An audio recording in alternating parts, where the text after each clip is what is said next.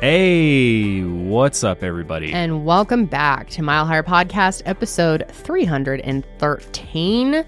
And today, you guys, we're going to be diving into quite an interesting topic. Someone who I'm sure a lot of you have heard of.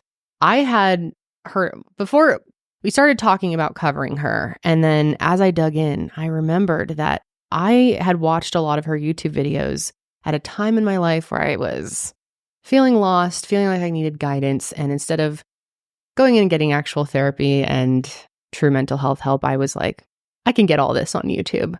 And Teal Swan had some, and still does, has some videos out there that really resonate with me and a lot of other people. I think she has a lot of like valid, very general points in the spiritual community or just in the self-help community that I think anyone could agree with. But what I don't think people realize is that there is a very, very dark, scary side to this woman.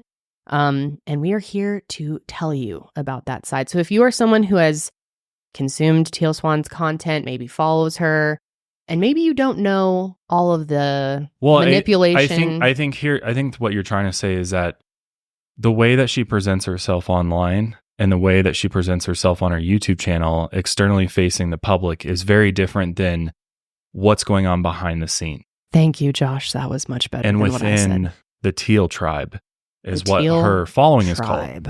Mm-hmm. It's interesting because I think I was the one who came across this and suggested that we cover this because I believe I may have crossed paths with her on YouTube, thanks to the wonderful YouTube algorithm, a few years ago when, I've dove pretty deep into the YouTube spiritual community as far as like different YouTubers and videos, especially around Me too.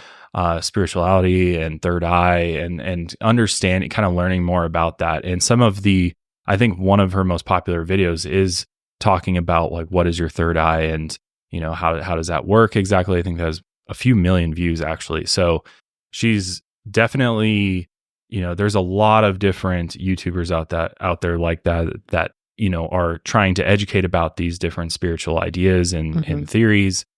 And I think where Teal Swan kind of maybe, takes a turn for the worst is by claiming that she is all-knowing, potentially has the ability to end all of human suffering. That there is no one above her, that she wants to be more influential than the Pope. Yeah. Making very bold claims, right? And I think it's always a little scary when people make claims like that. And so when we started digging into it, we're like, okay, well, let's figure out what is actually going on here, because in recent years, she scrubbed a lot of the things that we're going to be talking about today completely off of her website, off her YouTube channel. She's been trying to do the cleanup. Kind of sweep a lot of this under the rug and hope that it never resurfaces again. And there's been definitely documentaries done on this. The Deep End is probably one of the most famous ones. Yes, highly recommend watching it. Not only is it just fascinating, but it's very well done. It's beautifully shot, but it really shows you the real side of her, which she agreed to doing it. And then now she's like, they turned on me. They made me look like something I'm not. But at no point did anyone say any. Everything that you take away from that as problematic comes from her mouth and things that she was saying and promoting in the documentary. But of course, the blame is on the producers that they twisted the whole story and this and that. But yeah, it's 4 parts. It's on Amazon Prime, I think. Yeah, I think it's on a few platforms. I think you can watch on YouTube as well. You have to purchase it, but yeah, it's worth a watch. But I think it gives you a very good inside look and behind the scenes look of what Teal Swan is really like. Her argument is that it only shows what they wanted to show, right? It's not showing everything, but I think it shows enough and enough unedited cuts to where you can get a very good idea of who she really is as a person. And I think that's the big question here is what is her motive? What is she really out to do? Is she really out here trying to end all of human suffering? Is she trying to help people? Some would claim that she is. Some would claim that she's harming people. But at a price of $5,000 per person for just even one of her speaking engagements or her retreats. To be fair, there's a lot of people that do that. You know, Tony Robbins, Jay Shetty. There's a lot Jay of Shetty, don't get me started on him. Right. There's a lot of people, though, making a living doing this similar type of work, right? And a lot of their work ends up turning out to be you could based argue on lies. Deepak Chopra, you know? Yeah. You could argue a lot of people have, you know, taken spirituality and then made a career out of it. And exploited it to the nth degree. And I think, you know, everybody's entitled to use the work that their original work to make money. I have no qualms with that. I think where it starts to get dangerous is when you are claiming to do things that you do not have sufficient evidence to back up, especially when dealing with serious topics, which we'll be talking about today around mental health. Or just the qualifications and education. Right. Well, that was my next point, is that when talking about mental health and even death, you know, I think there is a certain level of responsibility and definitely a level of education and knowledge required before you can go out and make some of the claims that she has made. And I think that's where things get very, very dangerous and where she has potentially caused a lot of harm. Yeah. And so she's very controversial.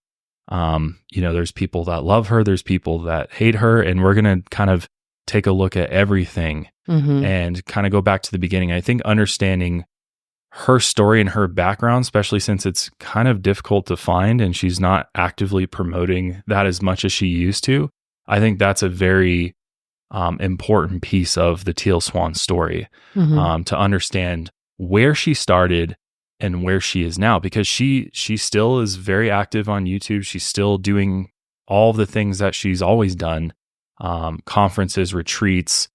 She's written a number of books, and I mean, her influence is very large at this point. You know what I mean? And I think it's dwindled a lot. It's taken a major hit in recent years, but it's somebody who I think everyone should be educated about. And what we're presenting to you today is the facts. And for those of you out there who possibly are a Teal Swan fan or had consumed her content at one point, maybe not deep enough to have attended one of her, you know, programs or seminars or anything like that, but maybe you just have liked something she said, I challenge you, to listen to this episode and see if your opinions change, because there's just a lot I think people don't know. And it'd be very easy to, like I said in the beginning, you know, I was, you know, even still pulling up some of her videos, she says things where I'm like, I resonate with that. They're very simple comments within spirituality and just in self-help that I think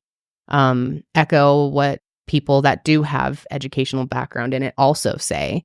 And so you could watch one of her videos and think she's great, but without knowing what's really going on behind the scenes. Yeah, it's a wild story. I think for sure some of you out there have to be either subscribers or fans or have known about her. She does have 1.9 million subscribers. Her videos have tens of millions of views. Her books have sold thousands of copies. Her personal retreats and speaking engagements, like I said, can cost up to $5,000 a person, and tons of people go to those. She still is doing them. And they're really promising healing and genuine connection to the spiritual self. But what's interesting about Teal is that she really presents herself as someone who never wanted to get into spiritualism and hates the New Age community, but still has been quoted as saying that she wants to, quote, be better, bigger than the Pope, and that through her teaching, she wants to, quote, end all human suffering. Tall order. So are bold claims. Yeah. So, of course, with any online figure promising enlightenment in exchange for thousands of dollars, Teal definitely has a darker side, whether it be stories about her past or her true origin of her spiritual practice or her controversial opinions about self-harm, unaliving. That's a big topic today, controversial opinions about those things. Teal has been called many things, though, a guru, a leader, but also a liar, a narcissist, and a unaliving catalyst. Yeah, we'll be getting into that quite a bit. So to really understand Teal, we will describe her upbringing to start out, and examine some of her written works, her online presence, the origin of her methods, and the results that has had on her followers, and answer the big question of the day. Is Teal Swan a cult leader? Interesting I'm really interested to hear what you, the listener, have to say about this. And I think you're going to be pretty blown away at some of the things that she has said, as well as some of the things that have transpired as a result of this group that she's created. So yeah, it's very sad. It is what people have been through. I mean, we're talking about extremely vulnerable people. Yeah. People that are often in the worst place in their lives mentally. So trigger warning about that for sure. This definitely going to be a heavier episode getting into some of those things. And we will give additional trigger warnings as we get into more specific sections. I also have a good feeling that Teal herself may end up watching this episode. Many questions. Seems like she gets very upset about any type of pushback or criticism. It really sets her off. So I'm sure she will not love this. But hey, the truth is the truth, and gotta protect at least our audience that we can reach from falling victim to Teal Swan, in my opinion. Allegedly. But anyway, shall we just dive in? Let's do it. Let's start out with a background on Teal Swan. Now, Teal Swan is not her actual name.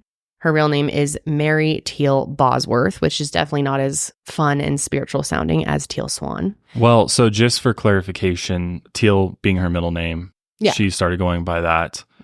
Swan is from one of her husbands, I believe. She kept that name, Swan. This is true. Yes. However, the husband's last name might have potentially not been real either. No, that's just what her website says. Like FAQs. No, my name is Teal Swan. But then you try to look into her past marriages. It is kind of difficult to find Mr. Swan. So that's my 2 cents on it. As little dubious. Yeah, definitely a little dubious. But anyway, she was born on June 16th, 1984 in Santa Fe, New Mexico. And her mother was a school counselor and her father was a park ranger. So they quickly moved the family to Logan, Utah, on the border with Idaho once her dad got a job. And from a young age, Teal claimed that she had extrasensory abilities. However, her parents didn't really understand this connection to the universe, and that caused Teal to experience depression. She claimed that she was the reincarnation of Cleopatra and would inflict self-harm when asked to do household chores or behave herself. Eventually, these stories became even more over-imaginative, potentially. She has claimed that she has made contact with angels and demons and that she was connected to the Akashic records and knew all of human knowledge. Everything is Have we talked about brain. the Akashic records on the show in a while? We have we've mentioned it so I know many we have times. like a whole episode out on it on here. I just don't know if we've mentioned this in a while. I just covered interestingly enough, a kind of a similar story over on Lights Out about Terry Hoffman and the Black Lord's cult. Terry Hoffman has a lot of similarities to Teal Swan, which is kind of interesting. But she also believed that she was able to access the Akashic records, which is a metaphysical concept pretty much where, a lot of people visualize it as this cosmic library that people can tap into.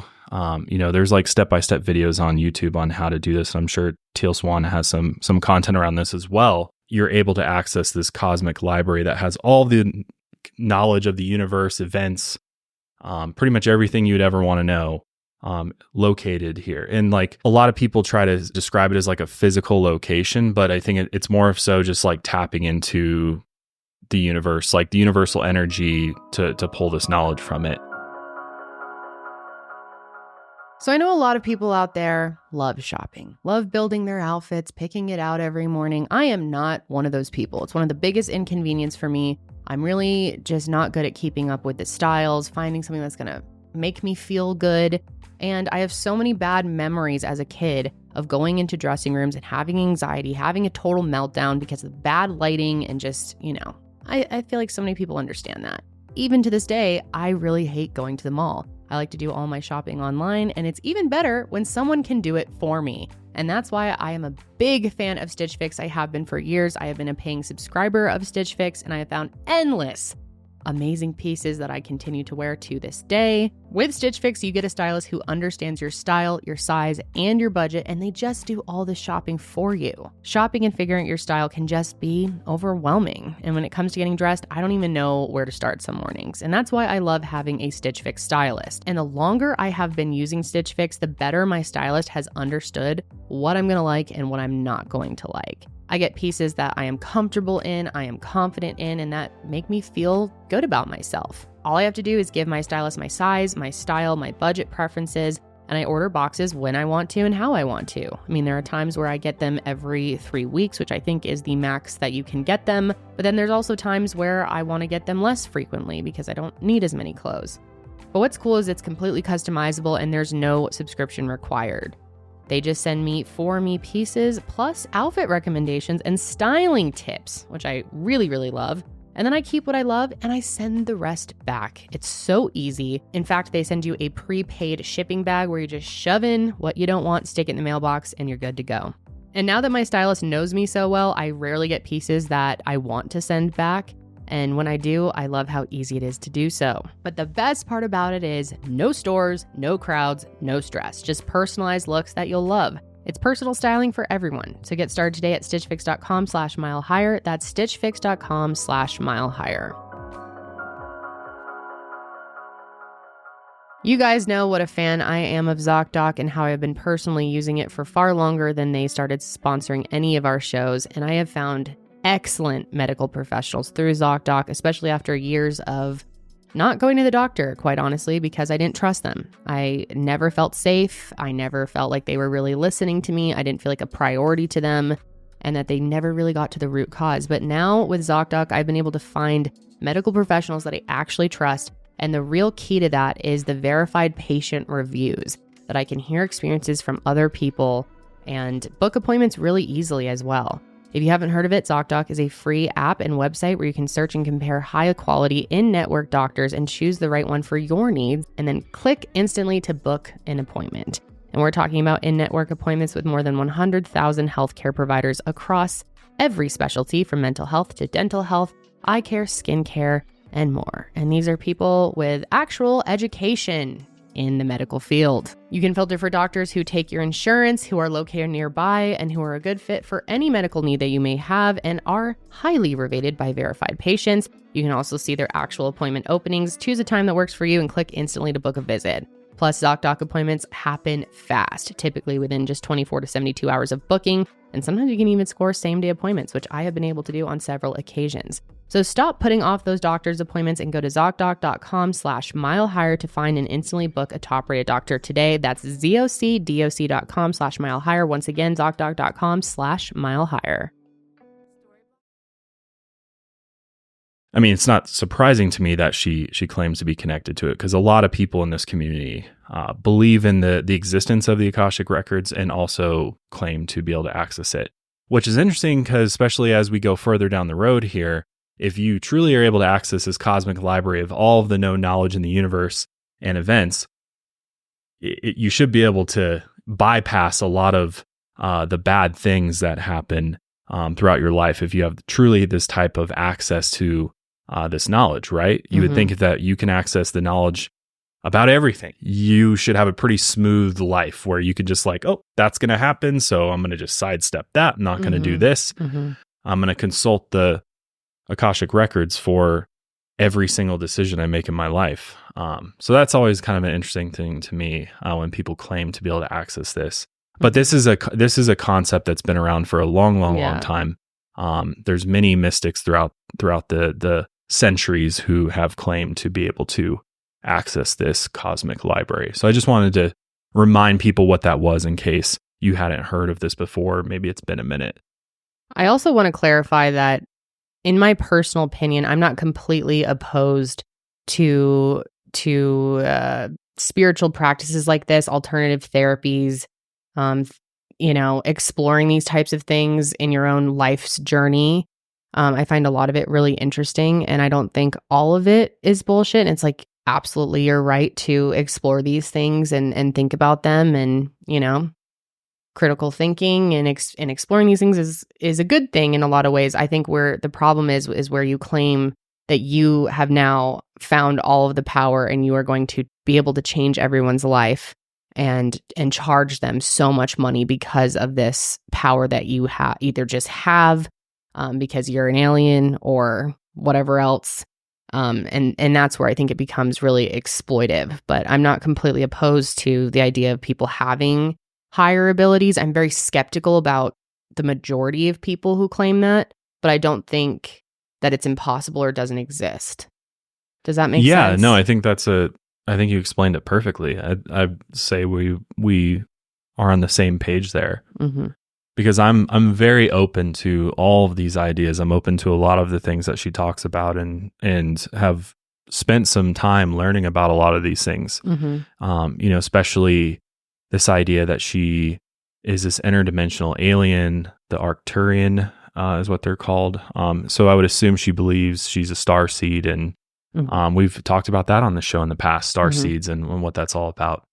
And so like a lot, and this is the thing too with her and with many people like her, is that many of the things that they're teaching that they're now also putting behind a paywall is not original content. Right. It's not like she like on her own reached this divine state and derived all of this new knowledge that nobody's ever heard of before.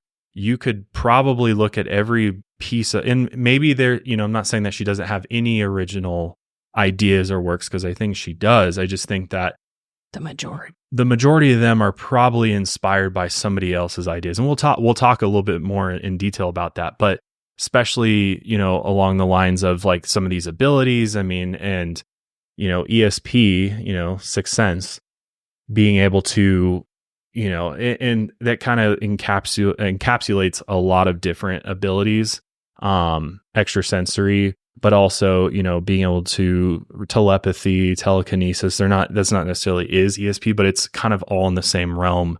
Anybody that claims to have these psychic abilities. Mm-hmm. And so she claims to have a lot of different psychic abilities from a very, very early age. She uses to explain her behavioral issues early on in her childhood. But I think it's very difficult because we don't have a way to prove that these abilities actually exist through science at this point in time. And so most people dismiss these abilities Mm-hmm. because of that, because they're not recognized by mainstream academics. But it's very tricky, right? Mm-hmm. It's very tricky because it's like, who's to say that maybe somebody does have an ability that's never been proven to be real? We still have to, operate within reality and within, the scientific laws and things like that to just like function, right? Mm-hmm. So it's difficult because when people do claim these things, you have no way of verifying it unless they can do it right in front of you, Mm-hmm. Which I don't think that I don't think anybody that was a part of her group or inner circle has been able. Maybe there's some that claim she has, but as far as like producing physical, tangible evidence that she has these abilities, I don't know that she has that. Right. Yeah, I just wanted to clarify that I'm not like opposed to all right spiritual ideas and exploration. And a lot of it comes from ancient cultures and Yes. shamans and actually has had a lot of validity and healing powers. Eastern philosophies. Mm-hmm. A lot of this is derived from ancient knowledge. Yes. So it's like I don't completely discount the entire spiritualism world. Yeah. Yeah. But I will say that I fell more, not victim to it, but like when I was at more vulnerable times in my life where I was in darker places, I had a tendency to believe pretty much everything. Totally. And I think the other thing that what these people really prey upon is when the systems that are in place to help us, especially around mental health or medical issues, and like you had this issue personally where you had a medical issue that you we went to doctor after doctor after doctor, and nobody seemed to be able to figure it out. We did test after test after test to try to figure out what was the root cause of this debilitating medical issue that you had.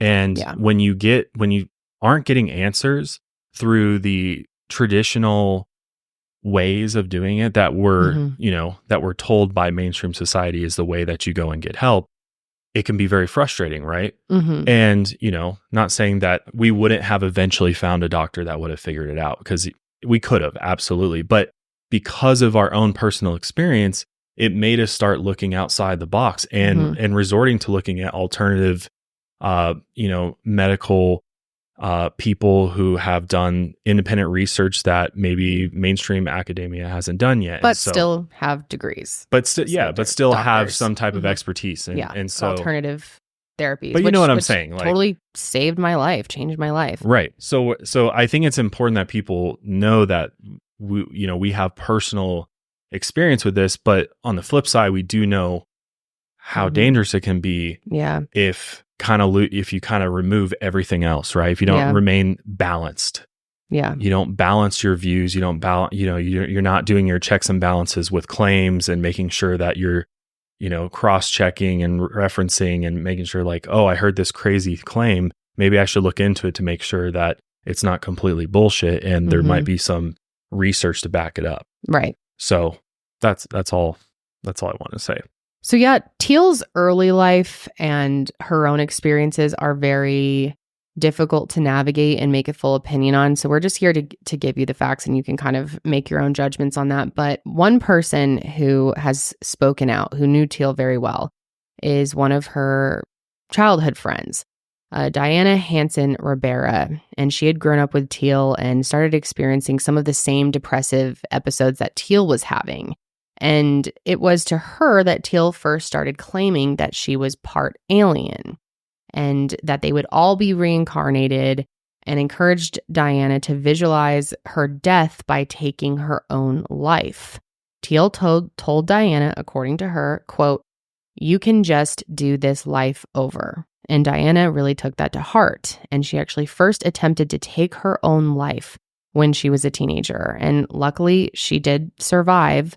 But Diana felt like she was, quote, Teal's guinea pig in a lot of ways, and that most of the same practices and ideas that Teal would give the public later on, she had tried with Diana with a horrible effect.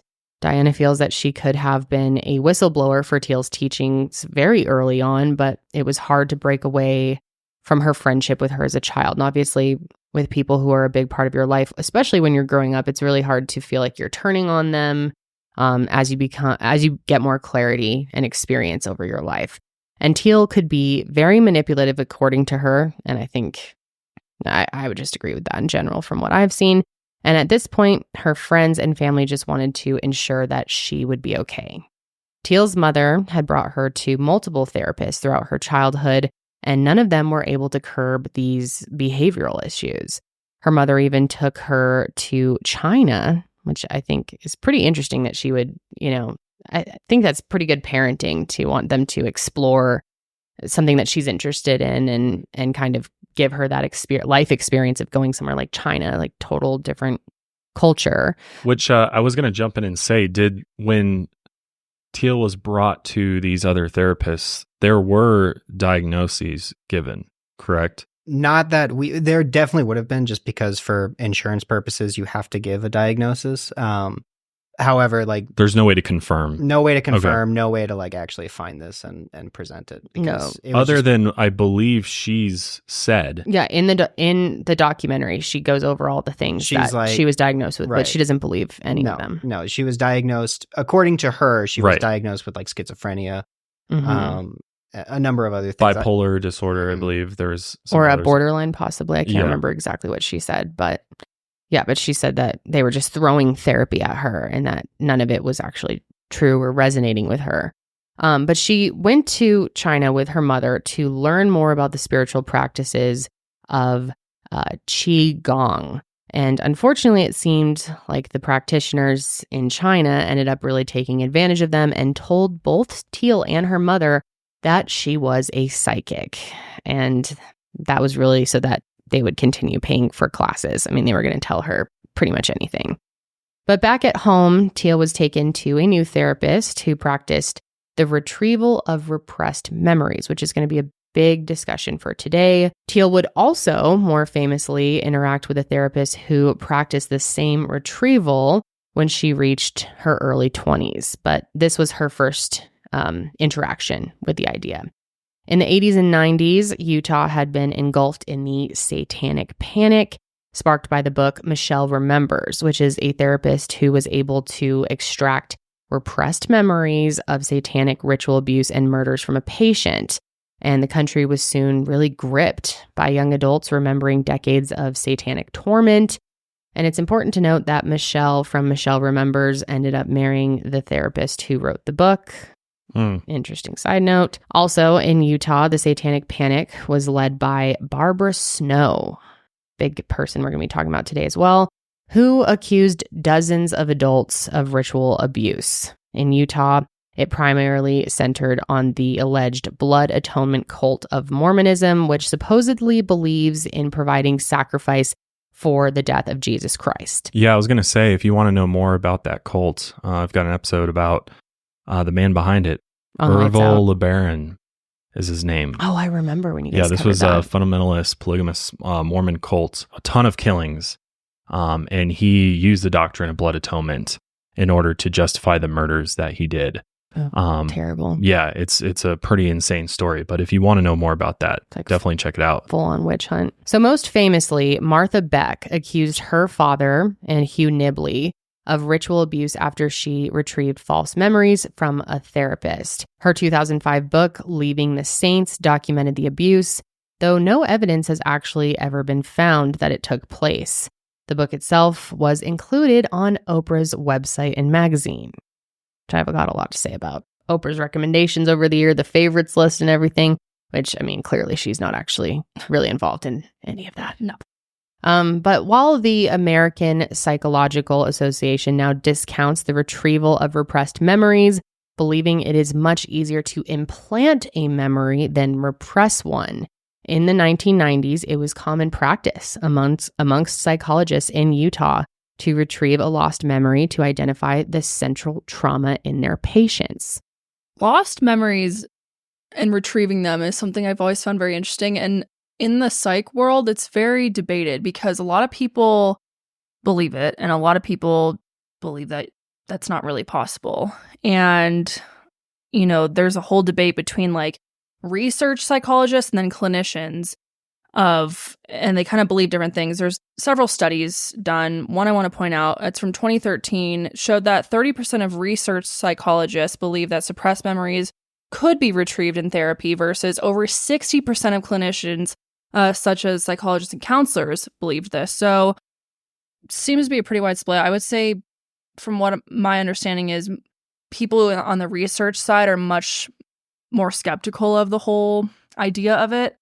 And it's also, you know, the conversation of, you know, people, once you become an adult, recalling childhood memories, especially like early childhood memories, is probably not really that accurate because you're so young. And it has to do with something called childhood amnesia, which is basically when adults don't have the ability to recall specific childhood memories. Like, you know, maybe you have some spots here and there. We were talking about earlier about like, what's your earliest memory? And you were saying you remember part of your 4th birthday and you remember cutting your hair in the basement. And how old were you? Like 3 or 4, I think.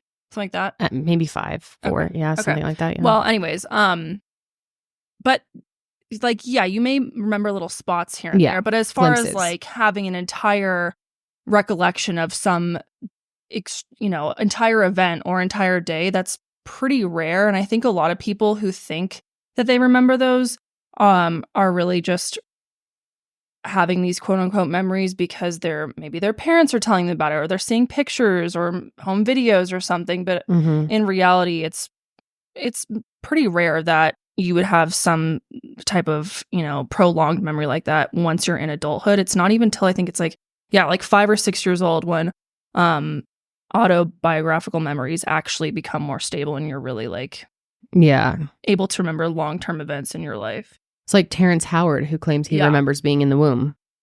Yeah, I actually have a family member that claims that he remember being in the womb. Yes, you do. And I don't know if I believe that. Maybe he did. Maybe he did. Yeah, but the whole idea is I think a lot of people don't have these memories, and there's therapies where you're discussing a traumatic event, let's say, and you're talking about what you do remember from something, but that's far different. It's if someone's like, let's discuss what you do remember about it, and you're telling them, versus someone who's like, oh, was it this, or perhaps you experienced this or this, and planting little seeds, because you're much more likely to be like, oh yeah, maybe that did happen to me, or maybe that is actually true. And so there's this whole discussion of like, can you really bring back repressed memories? And I think that will be very debated. And correct me if I'm wrong, but it's different than people who did experience trauma and have they know that it happened, but they've blacked out a lot of it to protect themselves. Yeah. That's repression, I believe. It would be considered a repressed memory, right? Still, however, the difference is that instead of like what the Satanic Panic was claiming was like you repress it so much that you literally don't remember years. Zero recollection. That's pretty where uncommon, right? Whereas like for the most but part, it does happen. It like what happens or at least what is more agreed on happening, because it's again very debated at this point. Yeah, is that say something traumatic happens to you and you don't remember the specifics of the event itself, but you know that it happened. Yeah. Right. And then something might cause a flashback in which you do remember it crystal clear. And then that's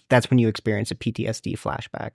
So you certainly can repress elements of memories due to trauma, but it's very unlikely that it would be repressed in the way that these Satanic Panic therapists are claiming. Whereas like they have no recollection, all of a sudden they're planting seeds and people are like, oh my God, I remember all of it, and like have this huge, this capability of like recalling all these specific little details in order, like versus knowing like, yes, that happened and it's a very spotty memory of mine. And that's such a different, there's such a big difference in those two. But yeah, I mean, it's widely debated. I think a lot of people would disagree with me in the comments, and that's fine. Because there's even clinicians and professionals are still debating this. Yeah. Yeah, I think it's still up for debate, but there are some studies that show that trauma can be forgotten, what you were referring to when a person blacks out and simply cannot remember what happened to them. I think this all comes back to the age-old question of like, we don't really understand the brain and truly how these things impact the brain. Because like, is it actually like rewiring the brain when traumatic events happen to you? Like there's so many questions that we still have. And this whole idea of repression goes all the way back to, correct me if I'm wrong, Sigmund Freud, right? He was one who came up with the concept of repression. Which I think he's had some good ideas and also really whack ones, but that's fine. Agreed. Yeah. I mean, it's like, we still don't know a lot. Yeah, I just don't want people to be confused. I think it was important to make that differentiation, Janelle, because like, I think many people, you do not like repress the entire memory, but there's times in therapy where they've had me like recall these things that happened to me in my childhood, and as I'm talking about it more, like more of it does come up. Like I knew the overall thing happened. It's not just out of nowhere. Right. But all of a sudden, as I'm going through it and like doing these sort of meditations they have me do, like more and more detail comes up, and it can be very healing to like kind of work through that. So it's such a person by person. Yeah. Well, and also I think it comes down to the individual therapist and what methods they're employing, right? And as we're going to talk about with Barbara Snow, what she is doing is like very different than like what the norm is. You know what I mean? Yeah, and this is an extreme. There's a lot of people, and usually when you look at the people where they are pulling these repressed memories, and when the repressed memories are as traumatic as what we're about to talk about, you start seeing patterns in those memories among different people that she's working with. and it can become clearer, is there an ulterior motive for that therapist to be getting the results that they're getting? You know what I mean? In the way that they actually lead them through this therapy. Because it's interesting, because I had talked about fairly recently a man named Bud Hopkins who did a lot of regression therapy with alleged alien abductees. And when you watch him do it, these people he's kind of planting ideas as he's walking through the events that happened. And people, when you watch him do, I wish we could watch some of Barbara Snow's sessions, but she never fucking records them. Yeah. So that says one thing. But they actually filmed Bud Hopkins doing it, and he would literally say, you know, do you remember what the light looked like? It was bright, wasn't it? And he'd say things like that, where it's like kind of hand holding them through the memory, and then by the end of it, they're like, "Oh my god, I was abducted by an alien." And Bud's like, "There you go. You just, we just retrieved that memory for you." Unlocked. But it's like, that's what I'm saying. He's planting little seeds of like, you remember the light, and this happened as well, right? And I think the human psyche is then like convincing itself, "Oh yeah, I did. Oh yeah, that did happen. Oh yeah, I do remember that."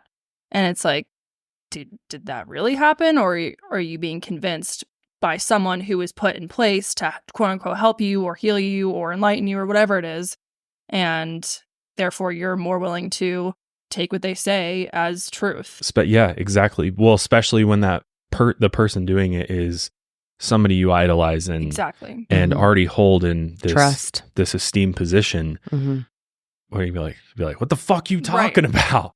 Like, that doesn't make any sense. No, you're already like there. Yeah. You're already there with them. When Bud was doing this, was he doing it in a group setting or individually? Individually. Because I feel like in a group, you're even more like, because if everyone else is like, then you're not gonna be like, "No, I don't remember that." You know? Yeah, they actually filmed him doing it, and because like he was actually covered by the news, actually like covered him, because it was kind of a big thing. Because he also did a bunch of research into the missing time phenomenon, where people claim to just all of a sudden I blacked out and then I woke up and 3 hours had passed and I didn't know what happened. And so when he went and did the regression therapy with them, it was an alien encounter. I was abducted by a UFO, and it was like, whoa, out of all the possibilities, right? Because maybe she remembered, the last thing she remembered before she blacked out was seeing a light in the sky. And then all of a sudden, Bud's doing this with them, and now she's aboard the ship. Things happened on the ship, and all of a sudden we have this very concrete timeline of what happened during that missing time period, when in reality, there could have been a million other things that could have happened. You know what I mean? There's so many other possibilities. To just be like, okay, well, we accessed that memory and it clearly was, you were abducted by aliens, and let's just roll with that. You know what I mean? Yeah.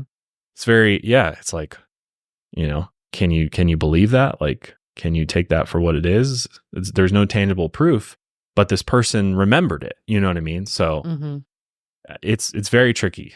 It's very tricky. Very tricky. But that's also, we've talked about this in true crime, where a witness. Oh yeah, I was just about to bring that up. So like 10 witnesses of even a car accident, right? And everyone has like a slightly different story, exactly. or remembers a different color of car, or different description of a perpetrator, or something like that. Yeah. So circling back to Teal and her going through this process, it's unclear if she recovered any memories from this first therapist. However, she then used the tactic on Diana later, trying to convince her that her father had abused her throughout her life and that this was the root cause of her mental health issues. Teal claimed that a different therapist sexually assaulted her during this time, and her behavioral issues only got worse from there. But Teal loved animals, so her mother contacted their family friend, Doc, which that's not his real name, but he was a large animal veterinarian and wanted to see if he could help her by showing her how to care for animals. Basically like equestrian therapy, which I think animals are probably one of the best things. Equine therapy, yes. Dude, thank you. Equine therapy is the coolest thing ever. I really want to try that. I wish it was like accessible for more people. Aren't all of our pets like kind of like our therapy animals? I mean, I think so. But equine specifically is really cool because it's kind of like EMDR, like it hits that like bilateral movement because the horse is like. Don't they have you even sit backwards yeah, on the horse? Sit backwards on it. I did it once. I got to just try it out one time during an internship, and it was so cool. But people swear by. So Doc said Teal was highly manipulative and took joy in forcing her parents to believe her. He noted that Teal's self-harm scars were from her scratching her wrists with sticks before telling her parents she had tried to take her own life. But this didn't work on Doc. He claimed he was the only one she couldn't manipulate, and she began trusting these pieces of information with him. And Doc cared for her. He even got her a horse to ride on his property, although they had to get rid of it after Teal stopped showing interest in the animal. But Doc could not handle Teal's behavioral issues anymore and told her mother that she had to put her foot down and stop letting Teal control her. And just as an example, the family could not eat together anymore as Teal would have an outburst at the dinner table if she were told to spend time with them. Teal's mother was offended by this and cut off contact with Doc completely. But Teal kept in contact with Doc throughout her early adulthood. She wrote letters to him detailing how she spent time in Los Angeles and modeled for Playboy, even staying at the Playboy mansion. And eventually she joined the U.S. national ski team in Park City, Utah. But these are all lies or at least half-truths. She never modeled for Playboy or Hugh Hefner and never modeled at a professional level. She did, however, pose nude in photos for her boyfriends and other randoms, but those were never officially published. She did join the national ski team, but she was not the champion that she had claimed she was. She had joined the telemark team, rather, which was so small that they had to accept anyone who was willing to compete. And even with this, she did not participate in any races. However, she claimed she got fourth in downhill racing, which is very convenient, as fourth is when the race committee stopped recording the results. She even visited Doc a few times with new boyfriends in her early 20s, and one even asked him to do work with her just as her parents had asked years before. Doc didn't think much about Teal in the years that followed, but in 2005, Teal began seeing a new therapist, Barbara Snow. Now, as we mentioned earlier, Barbara Snow was one of the biggest proponents of the Satanic Panic in Utah. In 1985, Barbara was contacted by a mother to work with her young children as she felt that they, quote, spoke too freely about sex. Barbara, believing this to be caused by repressed memories, just like in Michelle Remembers, determined that the children had been abused by their babysitter, a daughter of a Mormon bishop. Then the children remembered that the bishop himself had abused them, and the bishop and his wife lost custody of all of their children. But then two members of the church urged Barbara to file criminal charges against the bishop, and in response, she recovered more memories from the children. Barbara then claimed that a satanic cult of 40 men who she named individually had been ritually abusing and killing children. When asked for a recording of one of her sessions, because obviously these are very, very bold, serious claims, Barbara claimed that she had not recorded anything. Which is like, if you know you're going to get this kind of, you potentially get this kind of claims that are serious, why on earth would you not record it along with all the names and everything to then pass that along to law enforcement, right? A colleague and a police officer did end up watching one of her sessions, and they felt like she was pressuring the children to reveal a repressed memory. Later, one of the children said that Barbara would not let them leave until they recovered a new memory. Which I think that right there says a lot. Says it all. Well, especially because you're a kid with this strange older lady who's telling you about really horrible stuff. You want to leave. You want to get out of there. You want to go outside and be Why would free. you want to continue that? Right. So if you know, okay, the only way I can get out of this is if I reveal something new to her. Yep. And she's already laying the groundwork for what she wants to hear. I would absolutely just say something so I could go home. It's like false confession. I was just about to say that. Mm-hmm. You know? When you're being pressured and interrogated for hours and hours, sometimes people will just say whatever they need to get out of there. So out of the 40 men involved in this alleged cult, Alan B. Hadfield was the only man who was convicted of child sodomy and child sexual abuse. However, in 1987, he cited new evidence that showed that Barbara had created the memories for the children and maintained that he was wrongfully convicted. And in 1986, a man named Arden Brett Bullock was convicted of sexually abusing his own children, but he too claimed innocence. Apparently, the children were brought to Barbara in the midst of a custody battle with Arden's ex-wife, and Barbara once again found that Arden had abused the children with a cult of neighborhood men. By this point, Barbara was infamous, and police even fed her false information about the cult to see if the children suddenly, quote unquote, remembered. And sure enough, they had repressed memories about the fake police information. So, I mean, again, this is satanic panic time. Mhm. So, the police were all over that. You know what I mean? Yeah. And Barbara's blowing it up and being like, there's a 40-member cult of men, killing children, sacrifice, all this crazy shit. So of course, the police are going to be like, well, give us more, let's go into this. So, but without a shred of evidence, Arden was charged and convicted of crimes against children, and he remains a registered sex offender to this day. So, I mean, again, this is like, we didn't dive into these investigations. So I don't know what extent of investigating went into this. Mhm. So I don't know. Yeah, we're focused more on Teal today, but Right. So, but I'd be interested to see what investigating was actually done, or if they purely went off of the information that Barbara Snow gave the police. Mm-hmm. You know what I mean? Yeah. Because this kind of stuff happened quite a bit in the Satanic Panic era. So, so could have been legit. Absolutely. But I'd be curious to see what the investigation came up with. So moving forward, and this is absolutely wild. If you're not already questioning Barbara and her methods, this definitely will make you do so.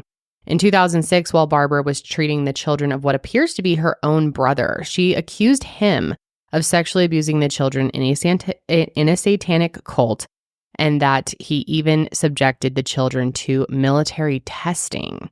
The family, knowing that this wasn't true, tried to pull their children from the treatment. And in response to this, Barbara showed up at their fucking house with a baseball bat and smashed their family computer and then attacked the people who were home. Yeah. So that's where we're getting our information from. That's Barbara. Now, the family did not press charges, but Barbara's license was revoked after this. However, she stayed this decision and she was put on probation for 4 years. She did not have to tell her patients as long as she attended ethics and anger management classes. And guess who was one of Barbara Snow's patients? Teal Swan. It's important to note that Barbara's idea on mental health is that if you suffer from anxiety, depression, or anything else, it is the product of a traumatic experience and nothing else, which of course, a lot of that does come from traumatic experiences. However, you can have those things without having experienced something as traumatic as Barbara is looking for. If you didn't have a traumatic experience, then you had repressed it. It's in there somewhere. And this idea would also become central to Teal's practice, as we will find out. As a teenager, Teal revealed to Diana that a therapist had sexually assaulted her, but it's not clear if this revelation had come from her previous repressed memory psychologist. But with Barbara, Teal suddenly remembered over a decade of ritual satanic abuse, all at the hands of Doc. In this version, Teal's parents didn't work as a teacher and a park ranger, but they instead were hippies who constantly moved the family around. And Doc was a New Age spiritualist who befriended the family when she was 6, not actually a family friend who had known them since before Teal was even born. And Teal said that from the time that she was 6 years old until she was 19, Doc stole Teal from her home, sexually abused her, brought her to satanic blood atonement rituals, injected her with ketamine, sold her into sex work, and even brought her to Vegas to have sex with other cult members. Teal even said that she saw 7 babies murdered as sacrificial offerings, and all of the children were illegal immigrants, so there would be no trace. This would all occur in Idaho in the middle of the night for 13 years, and Teal would be brought back each morning to Utah to attend school and live a regular life. Barbara urged Teal to go to the police and filed a report in 2005. However, she filed it with Utah police and not Idaho police.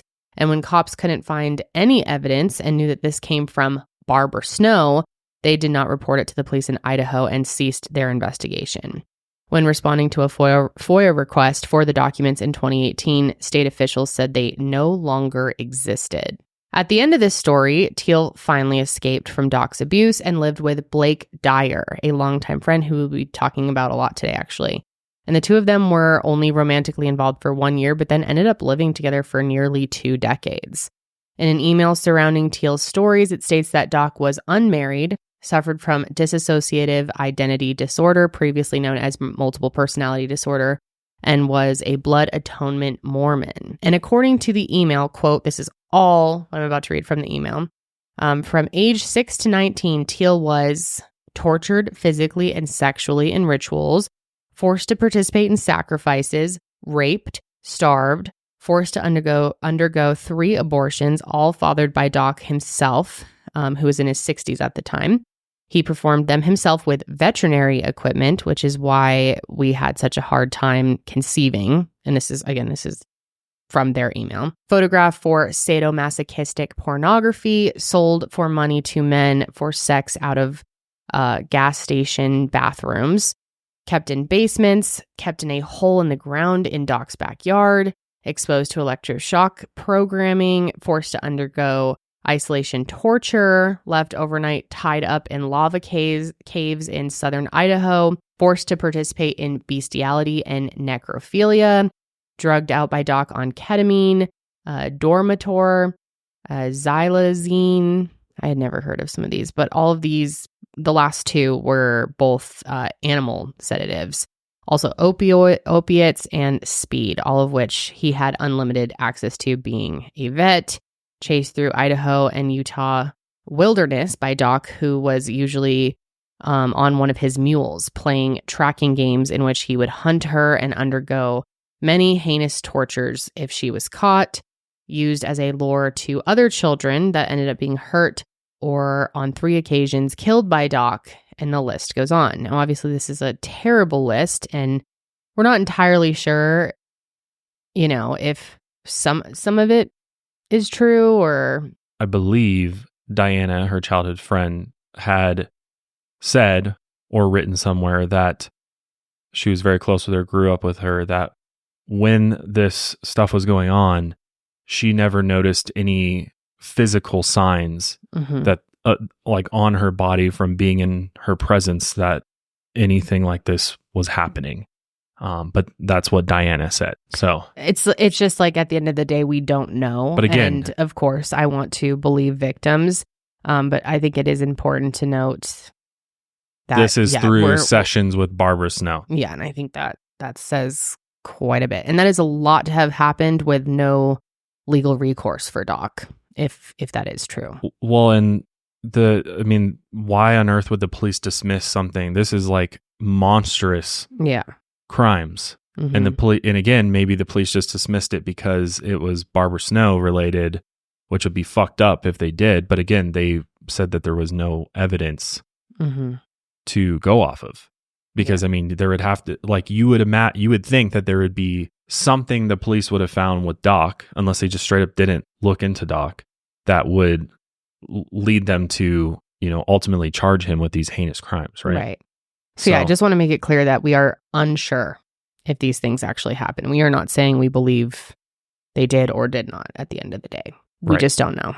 Right. Well, just putting all the information that we found out there.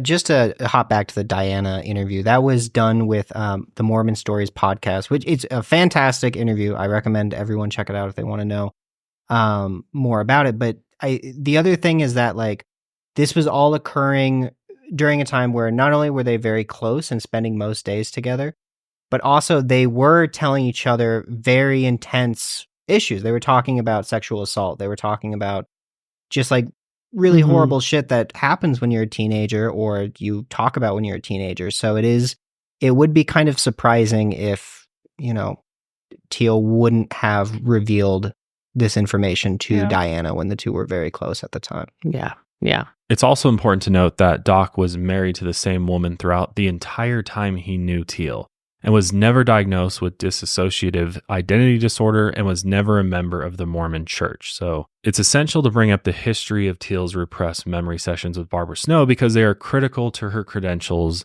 as a healer. Again, you should always believe victims of sexual assault, and in Teal's case, her history of satanic ritual abuse became central to her teaching. She'd openly tell people to listen to her, not just because she was an interdimensional being, but because she had, quote, suffered more abuse than anyone else and lived. Suppose people who are very mentally unwell believe these stories from Teal, which are ultimately the product of a disproven therapist, and in that case, they're more likely to follow her views on suicide, trauma, and other things that will undoubtedly make their condition worse. However, with these memories uncovered by Barbara Snow, Teal began her career as a spiritualist. In 2011, Teal released her first book called The Sculptor in the Sky and held her first event, speaking to 20 people. At this point, her story of ritual abuse was not present, but her belief in reincarnation and her access to the Akashic records garnered her a few followers. And it was through her YouTube channel that she began to gain serious traction. Her early videos were about regular New Age beliefs, but her beauty, her monotone voice, and blue eyes caught the attention of many online. And I have to say, I think her voice is very, it fits the content, I should say. If somebody, an enlightened individual, it's just the look, she definitely leans into it. And just like her vocabulary, she comes across as very intelligent. And yeah, you listen to what she says and you're like, yeah, that resonates with me. That's interesting. Her voice is very, especially in her YouTube video, it's very soothing. But like when you see kind of behind the scenes, it's a very different person. It almost feels like an act a bit, or kind of, so. Like a little robotic on her YouTube channel. And then in real life, she's definitely uses more than just a monotone voice. Yeah. If you watch that documentary, what's it called again? I'm forgetting. The Deep End. The Deep End. You see a whole different side of her speaking in a very abusive way. Just some really nasty, narcissistic, horrible takes from her that she would not then upload herself to her YouTube channel, or else she probably wouldn't have the following that she does. So her early videos on therapy were a mixture of cognitive behavioral therapy and being at one with the universe. So it's kind of fusing these two ideas together. And people liked how matter of fact she was and could relate to her.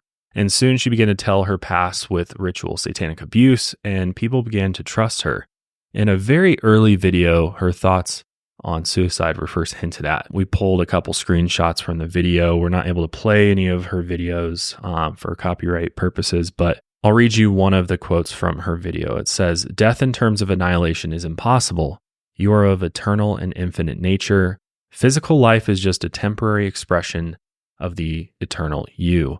We make the choice to manifest into the physical dimension and withdraw from the physical dimension many times." But soon, Teal started to charge for one-on-one sessions and allowed people to live with her and Blake in Park City, Utah. With her. Once I read this, I was like, okay, here we go. You cannot live with your therapist. That is so bad and so dangerous. Like, the therapist relationship or the therapist-client relationship is totally screwed. And also, it's a major conflict of interest, because now you're like when you go to therapy, you're paying for someone to give you unbiased support. You don't owe your therapist anything. But when you live with someone like that, now all of a sudden it's becoming like more of a friend figure. That's why friends don't give each other therapy, because it's a two-way relationship. And that's why it's actually illegal for therapists to give therapy to their family, at least, or friends too. Yeah, you're not allowed to have a outside personal relationship with your therapist, because it's the power dynamic, and then your therapist can no longer be unbiased. You as a client start to feel like you owe something to your therapist, and that takes away the entire purpose of therapy, which is to be able to be 100% honest with that therapist and know that they're not going to judge you. They're not going to expect anything from you in return. And living with someone, now you're under their roof and you're like essentially working for this person. You're paying them to be able to live with them. It's just that power dynamic is completely shifted. Yeah. Which she wasn't claiming to be a therapist, though. But she's giving people therapy. She's giving people therapy. Well, couldn't you argue any spiritual advisor is giving you therapy? Like if I go see a pastor, I've had pastors give me probably talk to me similarly to a therapist. Do you live with them? No. I mean, you spend the night with them, like on retreats and stuff. I've like shared rooms with my pastors, sleepovers and stuff. Been to their house, but you're also not paying them. True. I do think the big difference there between a pastor and Teal, a good pastor at least, is that a good pastor is not going to tell you that therapy doesn't work. Like a good pastor is going to give you this advice and guidance. And if you say like, I kind of want to go to therapy too, that pastor is going to probably be supportive of you in that decision. Whereas like with Teal, she's going to say like, no, regular therapy is evil and I'm the only way for you to heal your trauma.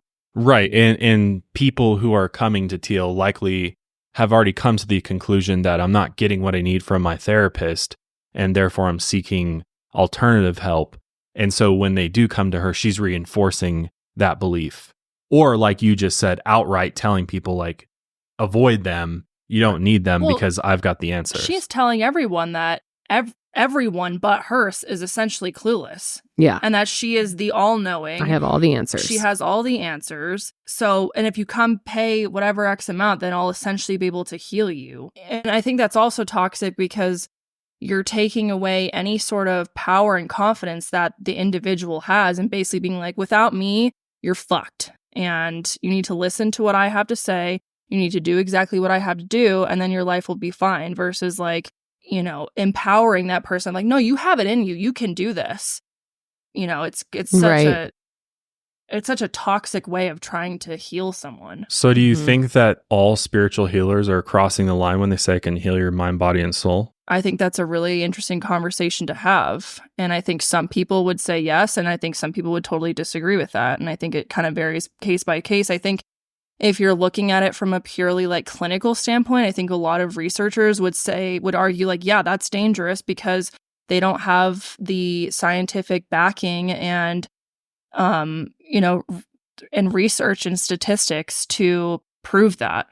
And right. Do I necessarily subscribe to that? No, because there are parts of me that believe that spiritual healers are like shamans and such have the ability to help people. But I think if you ask a lot of research psychologists, they would probably argue that no, that doesn't work. 'Cause there's no scientific backing to it. I think there's a difference between saying like, I will be able to heal you, I can help or heal you, versus saying like, I might be able to do some things that could help you in your journey to healing, you know? Yeah. Yeah. Well, also, yeah. Saying like, I can heal you. Like all these, and this is separate, whether you believe this is a cult or not, but the many cults we've talked about, these leaders are literally out there, literally standing over people being like, you're healed. Like, now you're fine. Versus someone who is trying to maybe challenge you to think differently or support you, or is saying, I know you have it in you and I want to walk with you in this journey.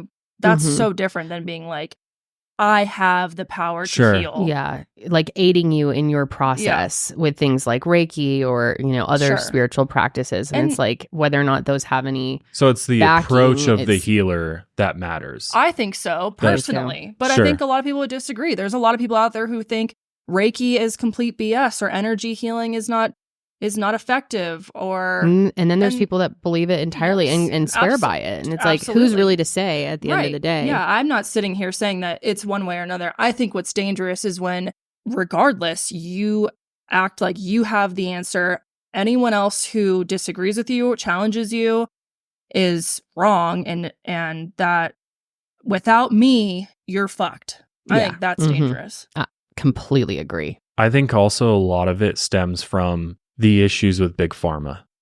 And I think a lot of people's, you know, a lot of people who I've seen go the alternative routes is because they've either gone down the conventional route to seek help for, you know, their mind, body, and soul. And through that, they feel that their life got worse as a result of traditional medicine and pharmaceuticals, or became addicted to medications. And so I think that's the very difficult part of this, is that big pharma has definitely screwed things up in a number of ways, and has created this mistrust between patients and their doctors in a lot of ways. Because I think a lot of us are like, are they paid off by big pharma? Is there a reason that they're prescribing this? And not to say that there's not scientific clinical evidence to back up these medications. I'm not saying that at all.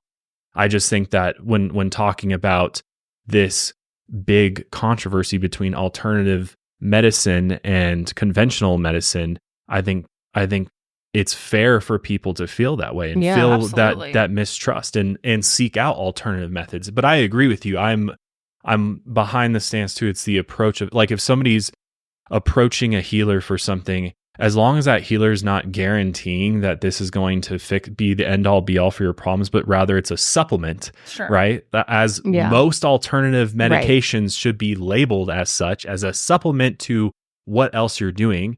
Consult with your doctor before, you know what I mean? Yeah. Like that's the approach you should take. It's the people that say, well, leave all traditional methods, conventional methods behind. All you need is this. I'm the one-stop shop for all your problems. That's where things can go terribly wrong. I don't like the one or the other argument. Like you can't be open to one side and hate the other, or you know, love the other, because there are major problems with both. Right. Well, but I think there's a lot of alternative methods that just haven't been scientifically or clinically studied because of, you know, the war on drugs and all these other things that they could actually, if they were studied properly, we would probably get the clinical I agree. evidence to back up their healing. You know what I mean? Take psychedelic therapy, for instance. Right. There are people who swear by that. We've talked about that in the past. And I think that there's a lot of promising research out there, but there's not enough, and there needs to be more. But it's unfortunate because in order to do research, actual research that's peer reviewed and could be, you know, looked at as, you know, something that you can really trust, then you have to have money in order to do that. You have to have money to run these large studies, and it's unfortunate that we don't have that yet. I think it's getting better, but I mean, I absolutely agree that there are probably tons of alternative medicines and alternative therapies that, if they were studied enough, could probably yield great results. Right. And then that brings you back to Big Pharma. I was about to say, but then like Big Pharma is running the show and they want you to be hooked on pills. And I'm not over here saying pills can't be helpful, because obviously they can, but I don't think it's that black and white. But some people do. I mean, I think it's just such a different experience for everyone. Like personally, I didn't have, I mean, SSRIs and other treatments had helped me over the years, like pharmaceuticals. But the best help, the most meaningful help that I have gotten are more alternative psychedelic healing as well, which was, you know, through a doctor, specifically ketamine therapy. I know I've talked a lot about that, so I won't bore people with that. But that was like life-saving for me. Yeah. This is, I think it's such a controversial issue because we are all so different. Our brain chemistry is so different. And there's, you know, we can't just like put everything all together in one, you know, like it's so individual, and like one thing might work for somebody, might not work for somebody else because of their brain chemistry. But so Teal is selling it as like, I will work for everyone. Way. Anyone who needs help, you come to me and I will be able to heal you, no matter your past, your present, your future, whatever it is. Like, I am the answer to everything. And I think that specifically is very dangerous. Something that is very important to me is being able to run my business on my own schedule and not having these exterior factors that are completely unnecessary bogging up my day. As a business owner, one service that has absolutely saved me so much time and money is stamps.com. If you're somebody who mails a lot of items, maybe like legal documents, checks, or even marketing materials, you know how long it takes to get all of that prepped, drive it over to the post office, pay for the postage, and get it shipped. I mean, it just takes way too much time. But what if you could have your own personal post office right in your home office, and you don't have to wait in line, you don't have to wait in traffic, you can do it all at your convenience? Well, that's what stamps.com has done for me over the years. I've been using stamps.com to ship multiple things, not only my past businesses, but merch, you name it. I mean, legal documents. I've used stamps.com every single time, and they have saved me so much time, but the money they've saved me is even better because they offer discounts that you can't find anywhere else, like up to 89% off USPS and UPS rates, which is amazing. Plus, when you get set up with stamps.com, through their dashboard, you're able to see the cheapest and fastest shipping options from different carriers. You're also able to order shipping and mailing supplies, labels, and even printers from their supply store when you run low, which just makes it so easy. You don't even have to leave the comfort of your home or office. It can all be done right there where you are right now. Stamps.com is the best alternative to visiting the post office. And again, like I said, 24/7 access. You don't have to wait for the hours of the post office. It truly is the better way to do mailing and shipping. And what's great about Stamps.com is all you need is a computer and a regular old printer. They'll even send you a free scale. You can easily schedule package pickups right through your Stamps.com dashboard. So free up more time for your more important business with Stamps.com. And if you sign up at Stamps.com, make sure you enter our code MILEHIGHER, no space, for a special offer that includes a 4-week trial plus free postage and a free digital scale. There's no long-term commitments or contracts. That's Stamps.com/MileHigher. That's Stamps.com, code MILEHIGHER. Getting back to where we were here, I just want to give a trigger warning. This is going to get into self-harm. So just forewarning there. But in 2012, John and Leslie Wangsgard came to live with Teal after Leslie had been dealing with suicidal ideation. Teal was able to recover repressed memories of sexual abuse from Leslie, but still, Leslie could not kick her suicidal thoughts. So instead, Teal began encouraging Leslie to visualize her suicide in graphic detail, to imagine reincarnation, and ultimately go through with it if she so wished, as she would just be brought back to life in her next life. And that's which is very similar to what she was telling Diana too. And that's exactly what she did. Leslie Wangsgard took her own life on May 20th, 2012. According to former members, Teal was very unhappy and did not know how to counter the potential bad press. So instead, she covered up her involvement. She stated that she was in the desert with no cell service when Leslie took her own life, and put out a YouTube video where she said suicide was, quote, a reset button to her followers. Her every word was already the truth, and they believed that Teal had actually helped Leslie by encouraging she end her own life. And one of those followers was even Leslie's husband, John, who praised Teal. And on top of that, yeah, I know.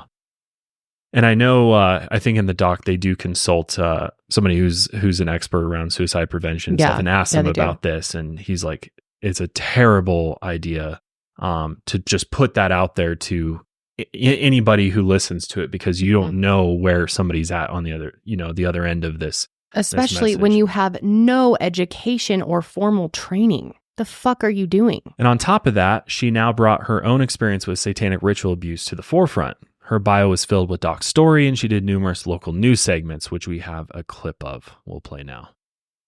It seems like a movie. I won't forgive myself unless I say something. A nightmare. My place that I could sleep was in the bathtub. A living hell. When you side with a victim and you believe a story that somebody said like me, it puts people in a moral dilemma. I'm essentially asking people to rewrite their entire version of reality. For 13 years, reality for Teal Swan was that of a satanic cult. The young girl who grew up near Preston, Idaho, was taken in by a family friend at age 6. Because I got a front row seat to more than a few of these people.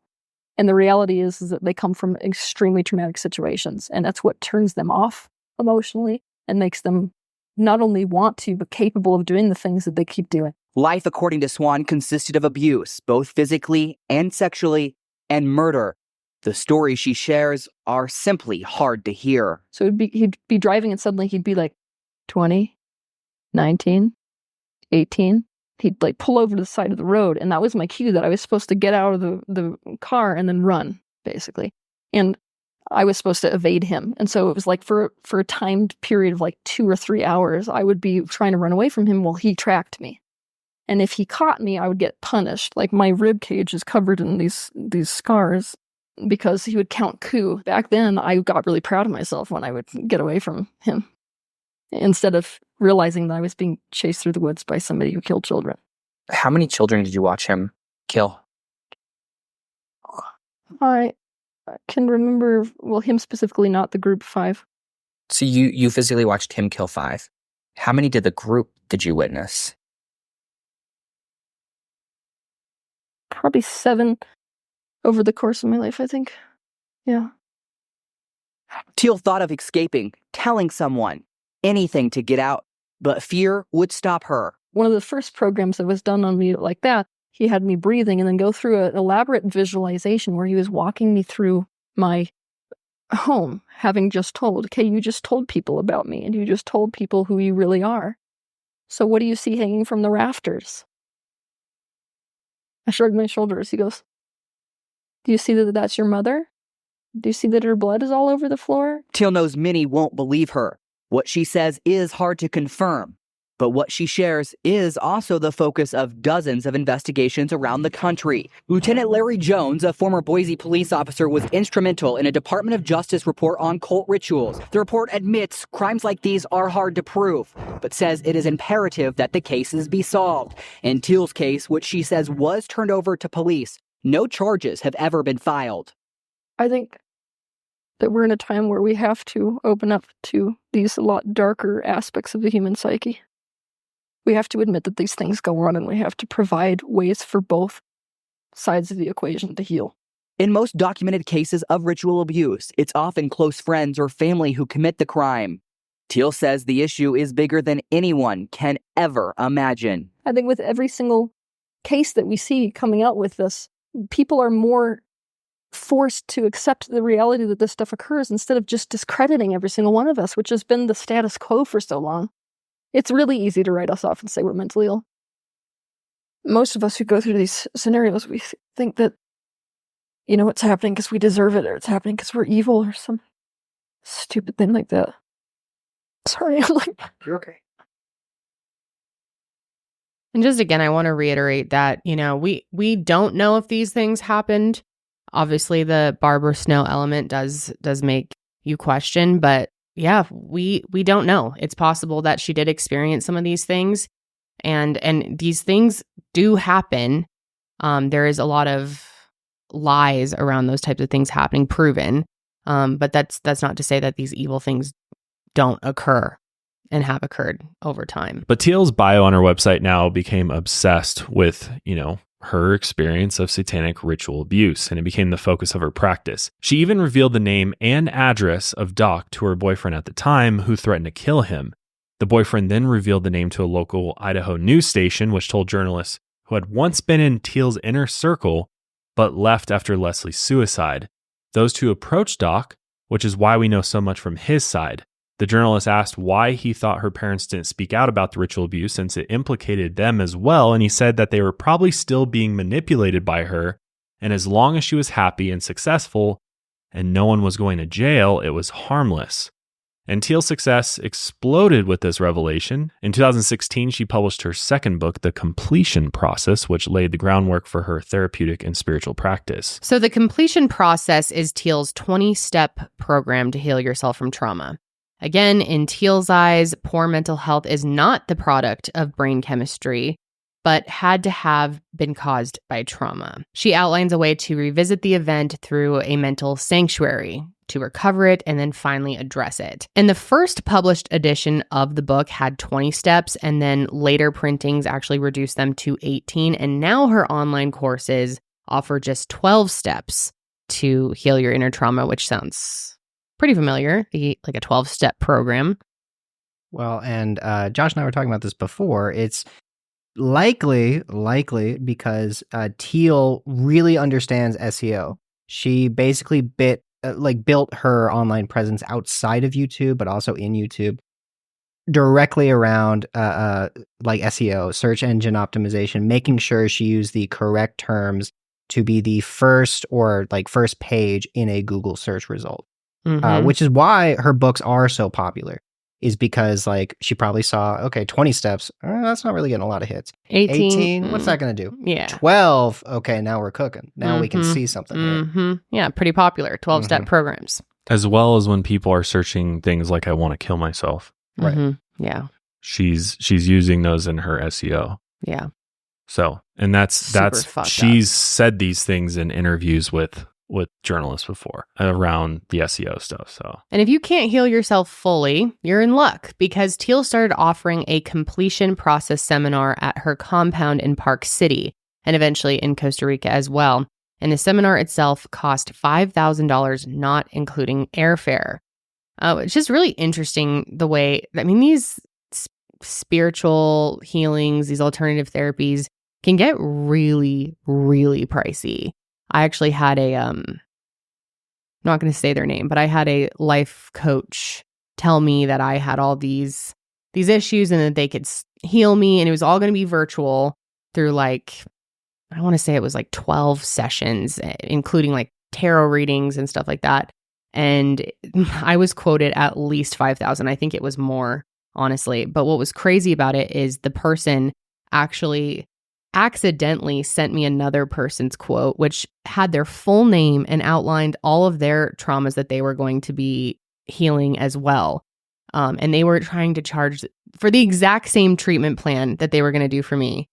And they were offering it for like a quarter of the price that they were trying to charge me, which was really interesting. And I never was planning on doing it anyway, but I was like, it'll be interesting to see what they charge for something like this. And this is someone with zero education in this, no type of qualification, degree, certification, anything, just like their own research and a divine connection that they had. But yeah, $5,000 to go to one of her seminars. There are a lot of scammers out there. There are a lot. You have to be charlatans. Really careful in this world with the snake oil. But during these sessions, Teal would pressure those to remember a traumatic experience via intense therapy, hypnosis, and even nearly drowning people in a pool, which is shown specifically in the documentary as well. It's a pretty intense scene to watch, but they're basically like waterboarding this girl, holding her underwater. Which she claims horrible. That was because of the editing done. I don't see how you can edit it that way. I mean, it's like you can see the whole thing happening. They're holding her underneath. She's like trying to get to the surface. And she kind of looks unconscious. Yeah, when she first comes out. Yeah, it's horrible. But also even ingesting toad venom, which we will get into a little bit more here. But what's important to note about the book, that the philosophy surrounding the process is almost entirely plagiarized from Michael Brown's book, The Presence Process. In a blog post titled "Teal Swan is Everything I Hoped the Writing of the Presence Process Would Protect People From," Brown said, "The Teal Swans of the world will be here to rake in the cash and leave a wake of confusion and disappointment." Youch. Yeah, youch. And it's with the completion process that we see Teal's end game. Your mental health is the product of trauma. If you don't know the trauma, you must uncover it. If you can't, then you can pay me to find something. And if you're not healed from the trauma, you can either end your life and start over, or keep paying for seminars where we will discover new traumas, or give up your life and just live with Teal to work for her in exchange for room and board. Yeah, which sounds like she doesn't. She has her own company, by the way. She has her own LLC that she operates so many under. of these types of people do. But why are you being employed by your healer? Yeah. No, that's true. Wrong on so many levels. Or is it a convenient way to exploit people for cheap labor? Mm-hmm. You know? Yes. Well, and only a few member of Teal's like LLC are getting paid. Like they're all in it. If you're in the Teal tribe, you're included. You're doing business for her, but only like the top leaders. Like you saw in the documentary, there's like her PR guy. He's getting paid. I'm not sure if Blake was getting paid. He said he wasn't. He never mentioned being paid other than room and board. Blake, as a reminder, has been like a close friend of hers. Since 19 years old. Yeah. He was a romantic partner for a while, but has stuck around until he does eventually bail. He was her operations manager is what his title was. And he finally was like, okay, this is nuts and I'm out. Good for him. But what about other people's trauma?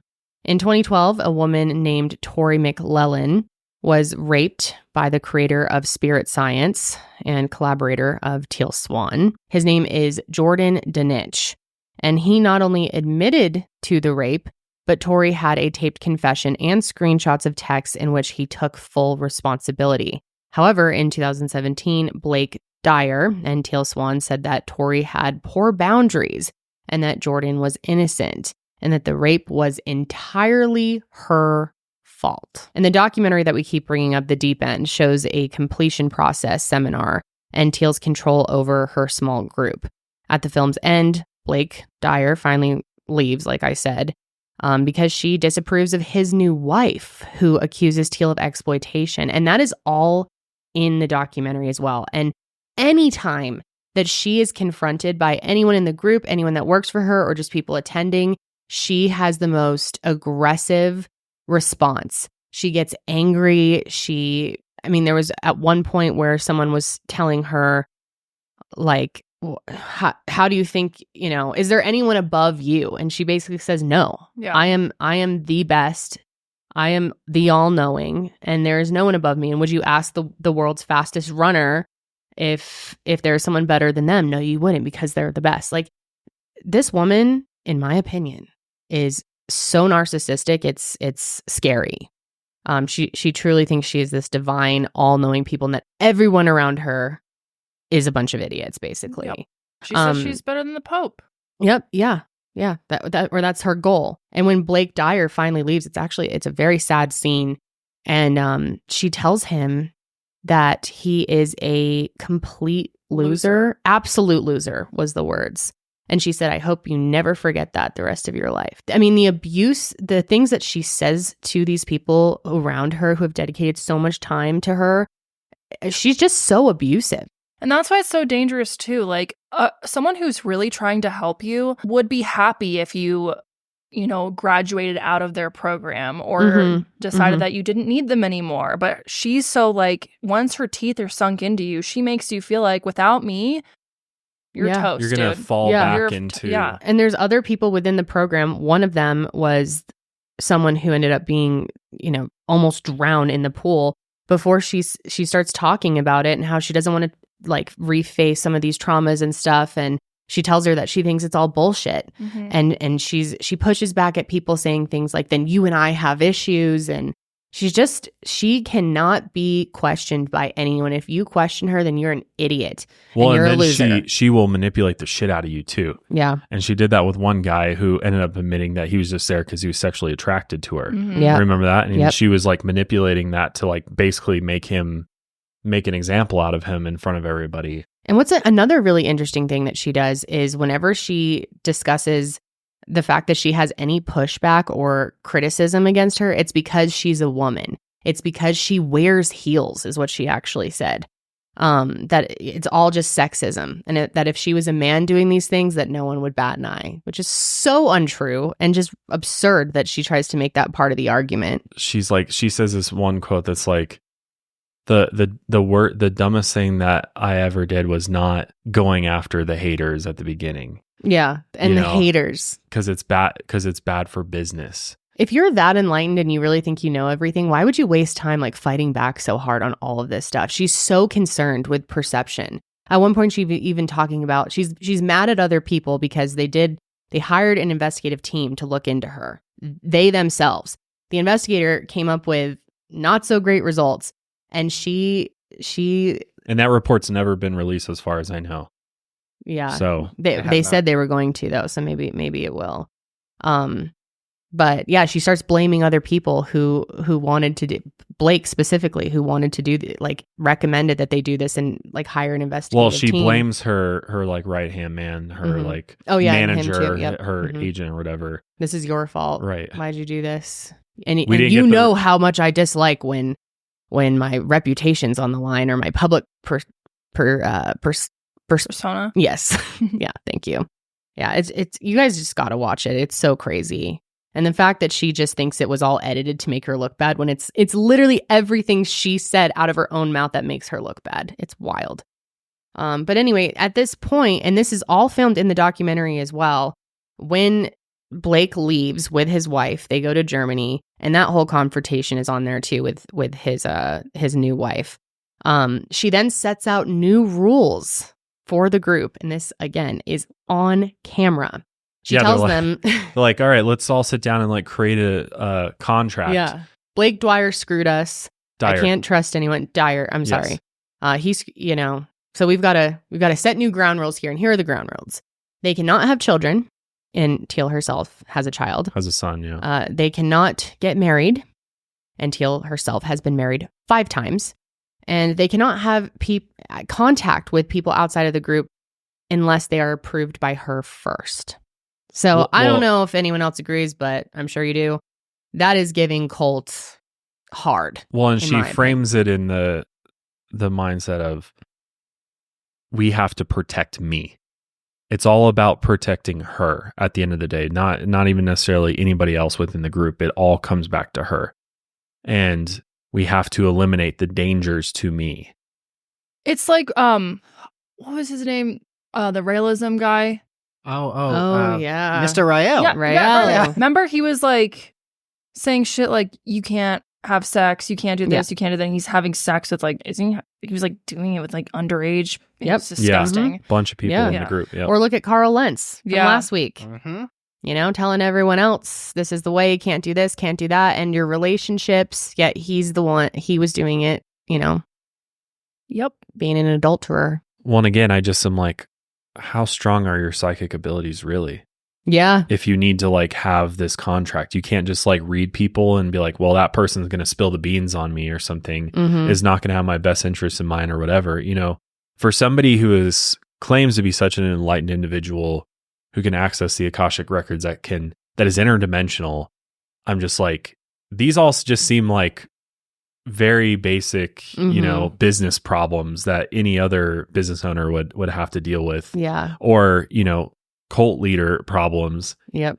You know, so it's like that seems to just be a fleeting idea at this point, that she's truly this enlightened individual, because she seems very bothered by these things. Yeah. And doesn't really seem to know the best way to do that. So much so that she has to sit down and she literally lets everybody in her inner circle tell her what they think they should do. Versus, shouldn't she just already have the answers? Right. Like, shouldn't she be like, all right, you guys all sit down, shut up. I'm going to tell you exactly how this is going to go. Or the fact that she, you know, makes this whole YouTube video talking about the documentary and how they all fooled her, and they tricked her, the filmmakers, for years into believing that, you know, this was going to be about how she's changing the world. The hero's journey. The hero's journey. Yeah. But in reality, they did her dirty and made her look bad. And it's interesting. She says, here's my proof for this. And then starts playing videos that they sent her for her birthday, just saying nice things to her on her birthday. It's just interesting. Again, like, if you have all these powers, you didn't sense for the years you were filming with them that this was happening. I mean, she claims to be a mind reader. I know. And I'm like, didn't work there. It's not adding up. It's like, and I wonder if she knows that, like, when we have all the information and we see the things that we've seen that are of you, how do you expect people not to come to the conclusion that this is all bullshit? Like, yep. I'm sorry. It's just like, you haven't given me enough evidence to think otherwise. Like, where is the proof? Where have you proved you have these abilities? Yeah. And where's the results of your, you know, process to end all of human suffering? Well, that's why, if God forbid if you asked her that, she would be like, Josh, you're just a hater, essentially. Like, how dare you question me? Non-believer. How do you expect me not to question you? Because she's the all-knowing and healing. Like, do you... So what am I thinking right now? I don't know. I'm not her. You know, that's what I would say. You know, well, it's just like one of the first questions she leads off with is like, who here is dealing with immense suffering and has experiencing pain that you feel like will never go away, or something along those lines. It's actually the last scene of the documentary, and all these people raise their hands, and then it cuts to her, and she does this, like, it's such a great way to end it. She has this just sinister smile, like she's looking at them like, yeah, right, this is exactly who I needed here. She has a whole room of people, vulnerable people. Yep. Who are already there because they already watch her content and look up to her and already see her in this elevated position. And now she's like, you're in the trap now. Gotcha. The film also shows a lot of these sessions with people doing the memory retrieval type process. And she does this weird, like, role playing thing where she has other. No, it's not role playing. It's role playing. You know, well, I guess technically it is role playing, but but she claims that it's people that are working for her. It's channeling, that are actually channeling people. Like, there was one person who their mother had passed away, and she has someone become the mother, and then this man has a conversation with his deceased mother, and there's other people that do it as well, and they'll bring up things like, oh, I think there was sexual abuse happening, and then the people are like, what?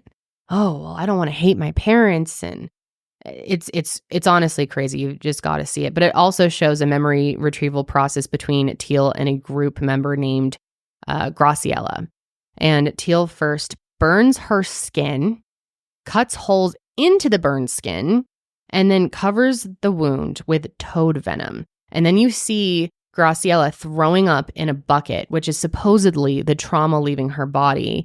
And Graciela herself even said that through Teal, she was able to uncover memories of sexual abuse by her father and that he was involved in a satanic cult. She described that all of the children in the cult would be stacked on top of one another over a barbecue. That was really disturbing. And again, we don't know if these things are true. We don't know if these memories are true, if she's really recalling them. But it's important to know that Graciela's family has denied these allegations and she does not speak with them. So the question that we really come back to here is Teal Swan leading a cult? Is she a cult leader? If you ask Teal, she would say, quote, "I have the perfect recipe for a cult, but her ethics separate her from cult groups." And here's an ex-member, Andy Fellows, who we found on YouTube, and they're describing their feelings once they left the Teal tribe, which is a term that Teal actually uses. Right. That is not only the name for like the inner circle, but it's also the name of the now closed Facebook group. Yep. The Teal tribe. Andy Fellows, a bit of a different video today. I wanted to talk to you what it's like to kind of go through that and then end up thinking for yourself again. I've already covered going from the New Age into atheism. If you haven't seen that video already, I'll link it in the description. You can click a card, check it out. But in this video, I want to talk more specifically about what it feels like to be someone who is essentially thought for, someone who is living in a very kind of peculiar way, thinking in a certain way, acting in a certain way, being in a cult, to then coming out of that and reintegrating into reality, really, a little bit. So for those of you that don't know, I was in the Teal tribe, Teal Swan cult thing for a number of years. And it's a weird one because it doesn't look or act like a regular cult in a lot of senses. Like, it is a cult and it does fit the criteria, but it does in a kind of roundabout way. So it's easy for example, Teal to say, I have the perfect recipe for a cult, but it's not a cult because of my ethics, which, I mean, it's a whole other can of worms. Anyone that speaks out against Teal in Teal Tribe Facebook group, they get swarmed in one of two flavors. Either the people defend Teal and her in her emotional state, which is another can of worms, or they basically tell the person that it's their fault, that it's their shadow, that it's something wrong with them, and that's why they don't agree or like Teal anymore. And it's oh God, Ned. Love your cat. That's Ned. That's the thing with this whole thing with Teal is like, you can to an extent, you can kind of question what she says as long as you don't dislike her. If you show any signs of disliking her, there's a problem. Also, if you question what she says too much, then it's taken as a dislike, and then she gets all like, oh, they don't like me, which is it's a strange thing to get so upset about. Is people are going to dislike you.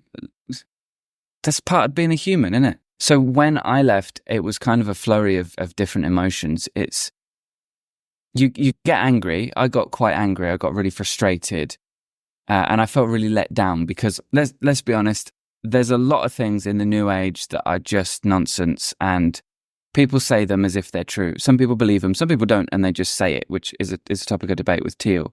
And you kind of, if you believe it, if you buy into it, you change your whole life around these ideas. And then when you realize that it is all categorically nonsense, you kind of, at least for me, it was the case that I got really angry. I got really disheartened. It's kind of a feeling of betrayal because not only are they telling you things that, you need to change your life, you need to do this, you need to do that, blah, blah, but it's detrimental, it's destructive. And it's not just a case of, say this mantra and do this thing or blah, blah, blah. It's change your whole life, change the way you think, change the way you act with people, change the way everything, And when you do that and it doesn't work, you come out of it feeling pretty miffed, to be honest. In terms of shunning, it does happen, but it's kind of informal in this context. It's not like with JWs where there's like an order from on high that says do not talk to these people anymore, even if they're family. You know, with Teal's thing, it's a little bit less formal because the whole idea is a little bit fragile, and it is fragile. Logically, it's incredibly fragile. People that are in it, people that believe what she says and follow the whole New Age philosophy in general, really, they do tend to avoid being around people that think differently, think critically, and kind of are prepared to ask hard questions. Now, if you talk to them, they're probably going to say like, oh no, you know, I love everyone, all blah, blah, blah. They're all me. They're all reflections of me, all that kind of thing, which is a great way to avoid having a proper conversation. And you do see that a lot when you kind of talk to them. And I've talked to people since coming out of it all. And even at the time when you disagree with someone, it's very much like, I respect your right to think that, but spiritual excuse, I'm leaving now, bye. Which does happen. So as I was coming out and I was starting to think for myself again and I was going back over it all, the anger, the frustration, the betrayal feeling is quite a strong one, and it does leave you quite bitter. It left me quite bitter. But on top of that, then you've also got this whole thing of like how it did work its way into your mind. It did work its way into your head. So there's a lot of things to sort out, a lot of thinking to sort out, a lot of the way that you interface with reality, the way that you interface with life, having to be reevaluated. A lot of things you have to start to question more deliberately. And you start to have to question your own thoughts and your own feelings in a new kind of way. The way that when you're in the cult, you're encouraged to question your own thoughts and feelings tends to lead to a disempowered state. It tends to lead you to feeling broken, to feeling dependent on Teal in particular, in this instance. And so coming out of that, there is, and I don't want to use buzzwords in that, but there is a sense of like reclaiming your power. There is a sense of reclaiming your mind in a way. Like the thing is, and this is something that I really want to be clear about, and I think I'm paraphrasing Lloyd on the John Cedars channel a little bit when I'm saying this. But being in a cult and then coming out, there's a tendency to think yourself stupid for being in it. There's a tendency to think that you were an idiot or that you were naive or that you were gullible for believing what was told to you.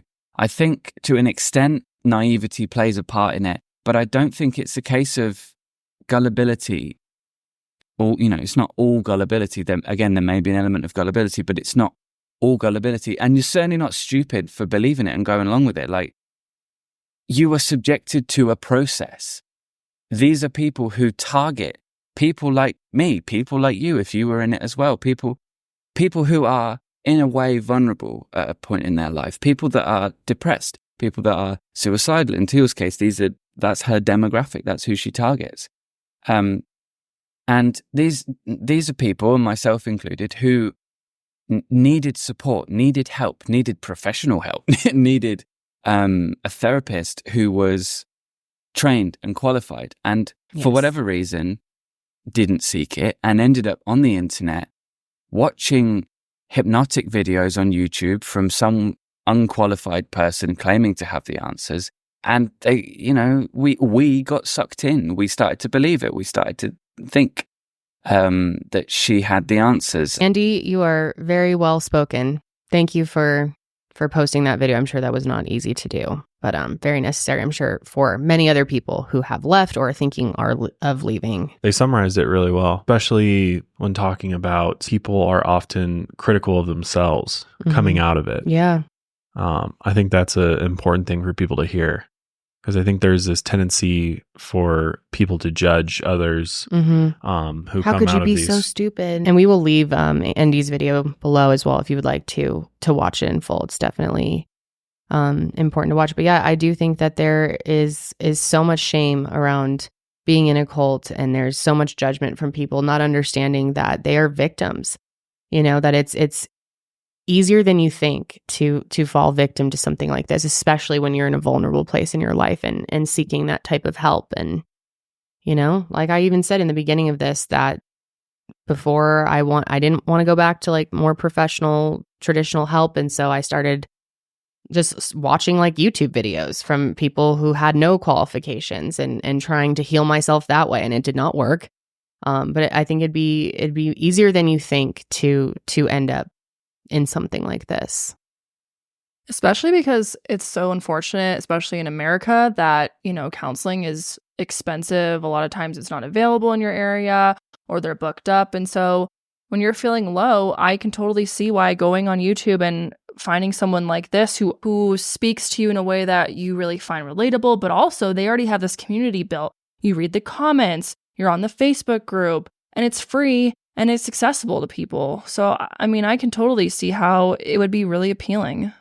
Yeah, no, that's a really good point. Yeah. Who's even in charge of like providing mental health services at this point? It seems like it's just up to the individual, and hopefully you have the resources and contacts to get it. It's just such a shame, especially here in the US. I mean, it's different in other countries, but yeah, totally. I can totally see that. I mean, even just spirituality in general, especially if you are coming out of a religion and you're on a journey to find the truth. Like for me personally, YouTube was definitely a place where I started learning from, about other types of belief systems. So it totally makes sense. But perhaps the greatest crime of Teal Swan is the fact that she's using the trust that people have given her to exploit them, cut them off from their families, and implant memories to excuse their behavior, just as she did with her own family.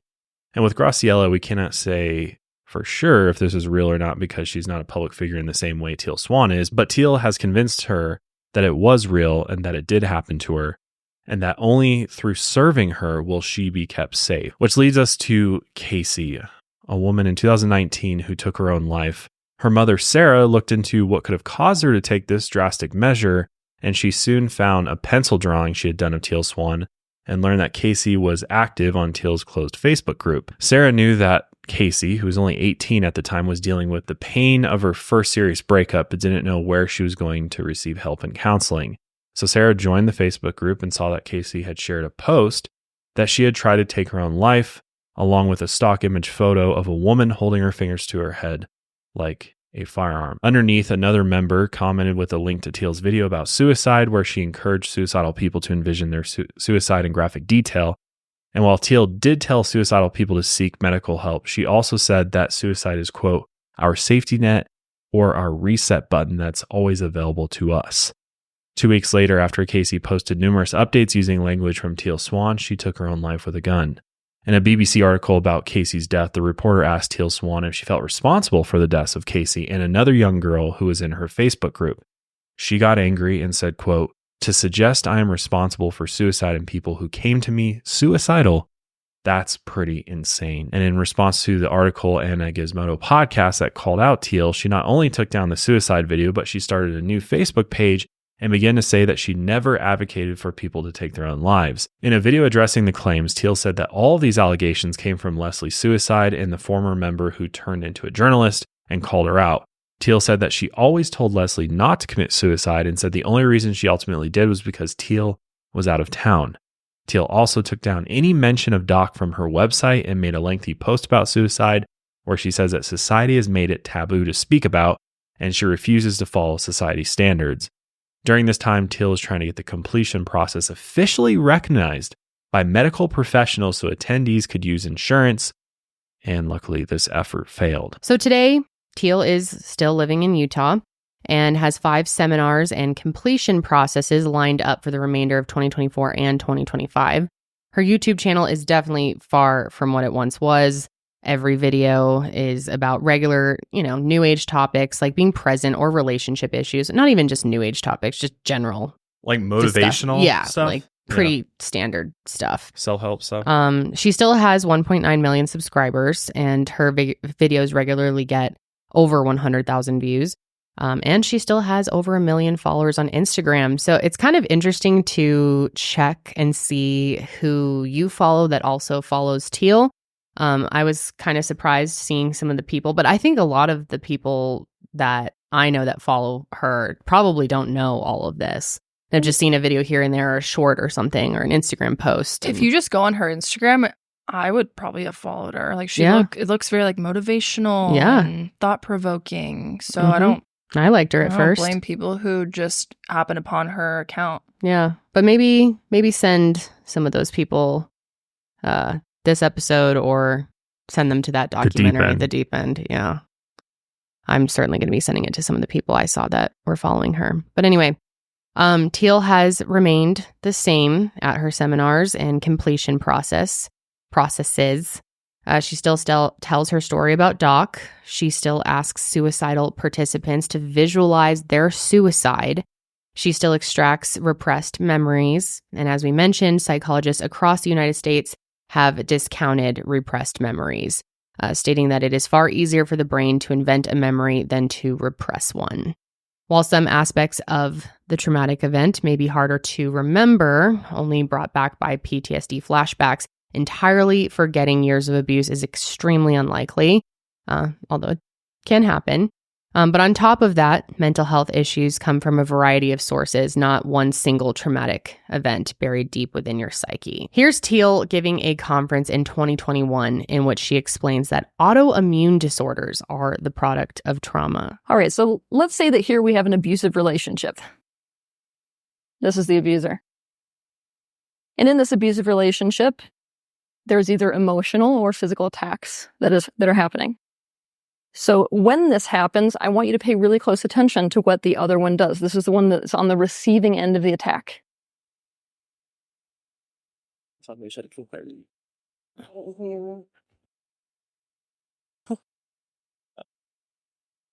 Why don't you clean your room? What are you doing? Why are you just laying on bed all the day? You do nothing. Okay, what? Okay. Did you notice this reaction? So the minute he started attacking himself, what happened here? Did you notice that there was a pullback?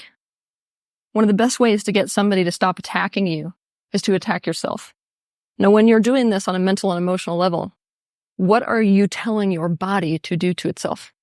And this is not me standing here today and saying that there's no other physical element to autoimmune disorder, but I want you to start to look at the emotional mental roots below it. And let's talk about flashbacks. Now you've seen in this demonstration how the body is really never against you, right? No process that takes place inside of the body, inside of the mind, inside of the emotion is actually against you. This means there is no such thing as self-sabotage. So let's talk triggers, because that's the meat of what we're here to talk about today is trauma. A trigger is essentially an emotional flashback. Now, if we look at this through this lens, of the body and the mind is never doing anything against you, then what might a flashback be for? You guys can guess. No interaction?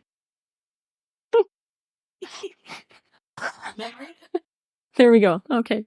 Yeah, so a flashback is trying to call your attention to something that is unresolved. That means it's for you, right? And a trigger is nothing more than an emotional flashback.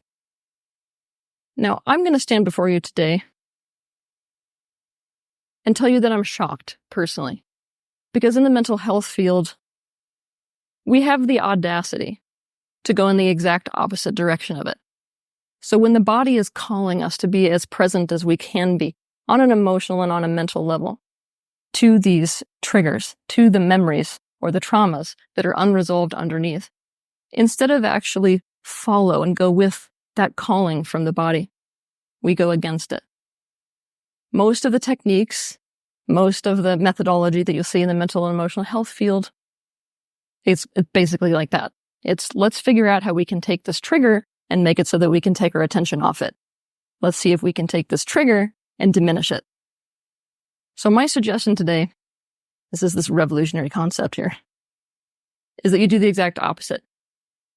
That when the body is calling your attention to something that is unresolved, instead of going away from the pain, you go towards it. Straight up, she is saying, like, if you are having, a flashback, as we've already discussed, like a PTSD flashback, that's causing you. She's saying, for one, that's your body attacking itself as a defense mechanism, but it's not against you or whatever. She's not saying avoid these things that could bring up these triggers, which is what most psychologists. Instead, she's saying face it hard, live through it, which just goes back to her whole completion process of like having other people embodying these moments of trauma so you can face it head on. Right. Which actually isn't even entirely true. There are modalities and types of therapy in which you do go through your trauma, but it's in a controlled environment with someone who's there to help you through it to make sure you're doing it in a safe way and you're not just like re-traumatizing yourself. Exactly. So she's not entirely, well, not at all correct in that. It's really wild claim to say that autoimmune disorders are a product of trauma. Yeah, that's the crazy. Just to be like, they're so common too. Yeah, and to say like you have this chronic illness because of the way that your body handles trauma is really bold. It's very bold. It's offensive. I have them. My mother has one. I do not believe they're caused by trauma. So here's an interview that Teal did in 2023 where she discusses her views on feminism, narcissism, and her favorite, trauma. And she also brings up Andrew Tate. How did we stand a chance, though? If you think about, we're born, like you said, with this baby of pure infinite potential, and then we're stuck into this toxic society. By transcending our narcissism. I think this is really funny because, especially in my field, this sort of self-help spiritual field, the word relationship is such a trite word. It's the key to humanity's survival. Human beings are locked in a state of narcissism. A state of narcissism is ultimately where you are considering only the self, and you are disconnected fundamentally from the entire web of that which is connected to you and that which you depend on. That narcissistic state of being is what is making us a match to all of the multitudes of different ways that we could become extinct. It is all because of that behavior. Here's what I mean by that. If we're fundamentally disconnected from our impact on the web which we depend on environmentally, then we create a collapse of the very things that we depend on. And we would be doing that because of our narcissistic mentality. We perceive ourselves to be separate from the bees. And very short term in our thinking, right? Here's the next potential scenario, though. Also a result of our narcissism. We have been behaving with technology in a slave-master dynamic. So, I interviewed, and I know quite well, Andrew Tate, who's obviously a very controversial character right now. And he said that trauma masculinizes women, and therefore a man's job is to protect a woman from this trauma because trauma basically turns a woman into a man. I'm paraphrasing, but that's basically what he said, and he said it to me. What are your thoughts on that? Trauma in a society that was created by men for men turns women into men. Yes.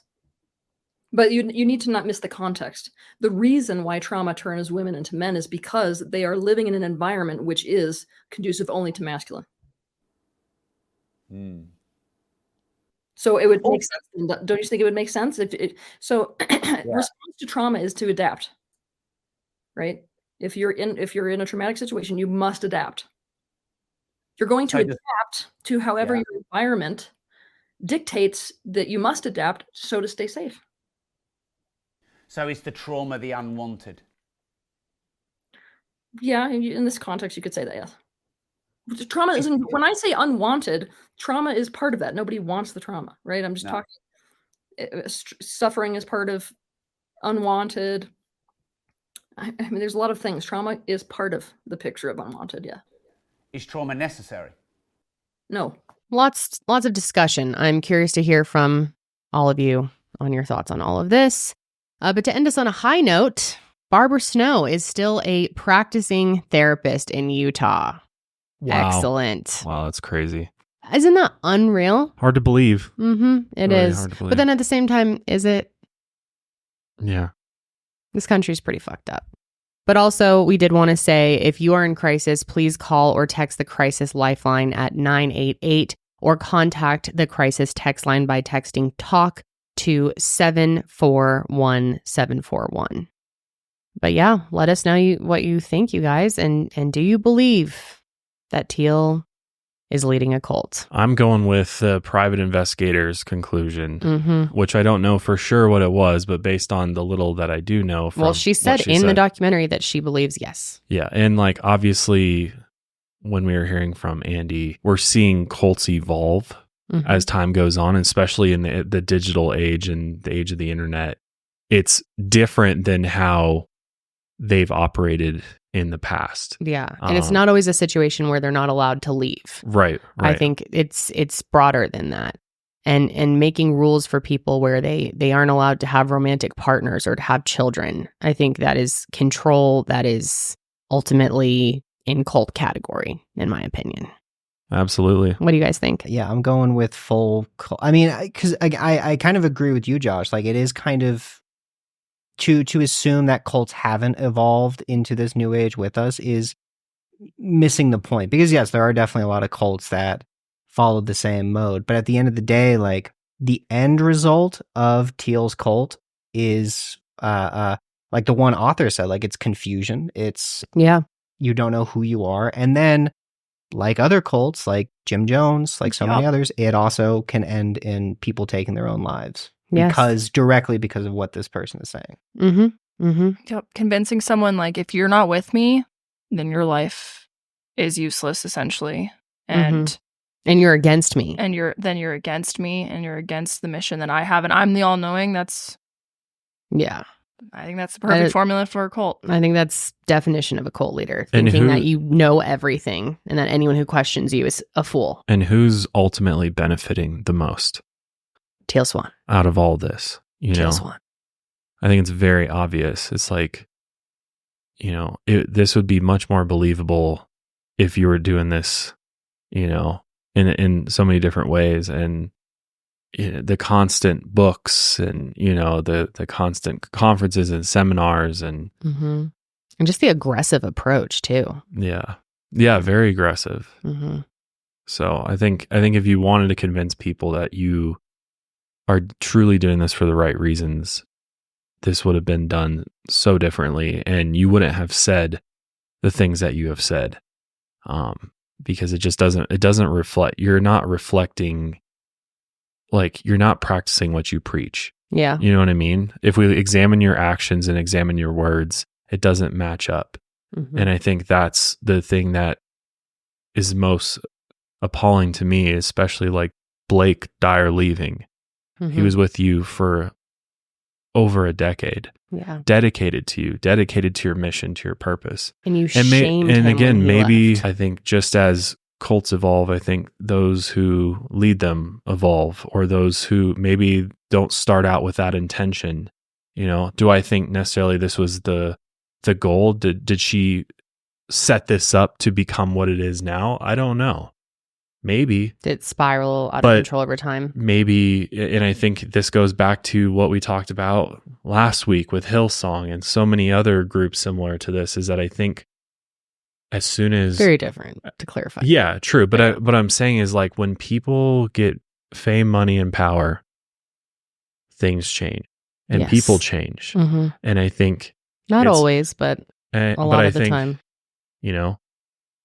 Power and money corrupt all. And I think with her, there's signs that of things going on way before she amassed a following. But I think it only empowered her to go where she wanted to go. Do you guys think that she is more motivated by money or by power? Power. It's clear influence. I think influence is the most important thing. And her own agent's like, my job is to make sure she's as big as she possibly can be. That's he said that multiple times, which tells me that she's told him, I need to reach as many people as possible. The SEO stuff. Yeah. I mean, to go to that length with your SEO to like target a certain demographic. I think she's targeting certain demographics because she knows that there's a need there in her eyes. Like, she can provide a service to this demographic. And there's power in numbers. Right, exactly. And she knows that as a influencer, that the more numbers she has, the greater the power grows and the greater her reach goes. And maybe in her mind, she really does believe she's carrying out this mission. And that is the ultimate driving force for her. But I think it'd be very naive to say these other things aren't a part of it at this point too, because it's very clear. Yeah, I think money is definitely a factor, but I think above all else, it's power for her. What do you think, Ian? I mean, I completely agree with you guys. I will say money is certainly, just from the documentary, I mean, she spends so much time obsessing over money. Yep. There's even that one quote where she's just like, what, do people just expect me to live an aesthetic life and Yeah. you know, not make money off of this? She was like, the only way I can provide the services that I want to provide is if I make a lot of money or I marry a billionaire. Like those were her words. She did say that. Yeah. So I do think like power, certainly she's had kind of a power trip. If we want to take Doc's words for, 100% truth, she's had a power tripping sort of sense of personality since she was little. I think money is kind of feeds hand in hand to that. I think it's just as much of a motivating factor. Which I guess you can argue that more money, more power. Exactly. So. Exactly. But yeah, I think definitely a mix of both.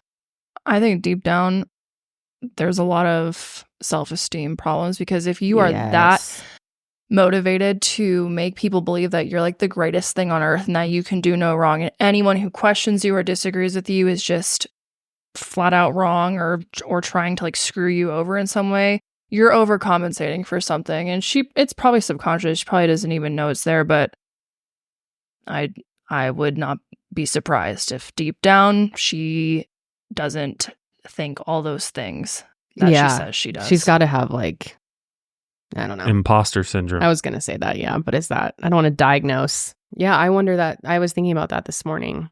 I'm curious. Yeah, it's the like aggressive attitude too towards anyone who disagrees with her. Like the rage Being it so seems to defensive. bring up. Like, oh my God, how could you? Yeah. Like if you were that confident in yourself, you'd be like, all right, you don't believe me? Whatever, Exactly. bye. Let me continue on my mission.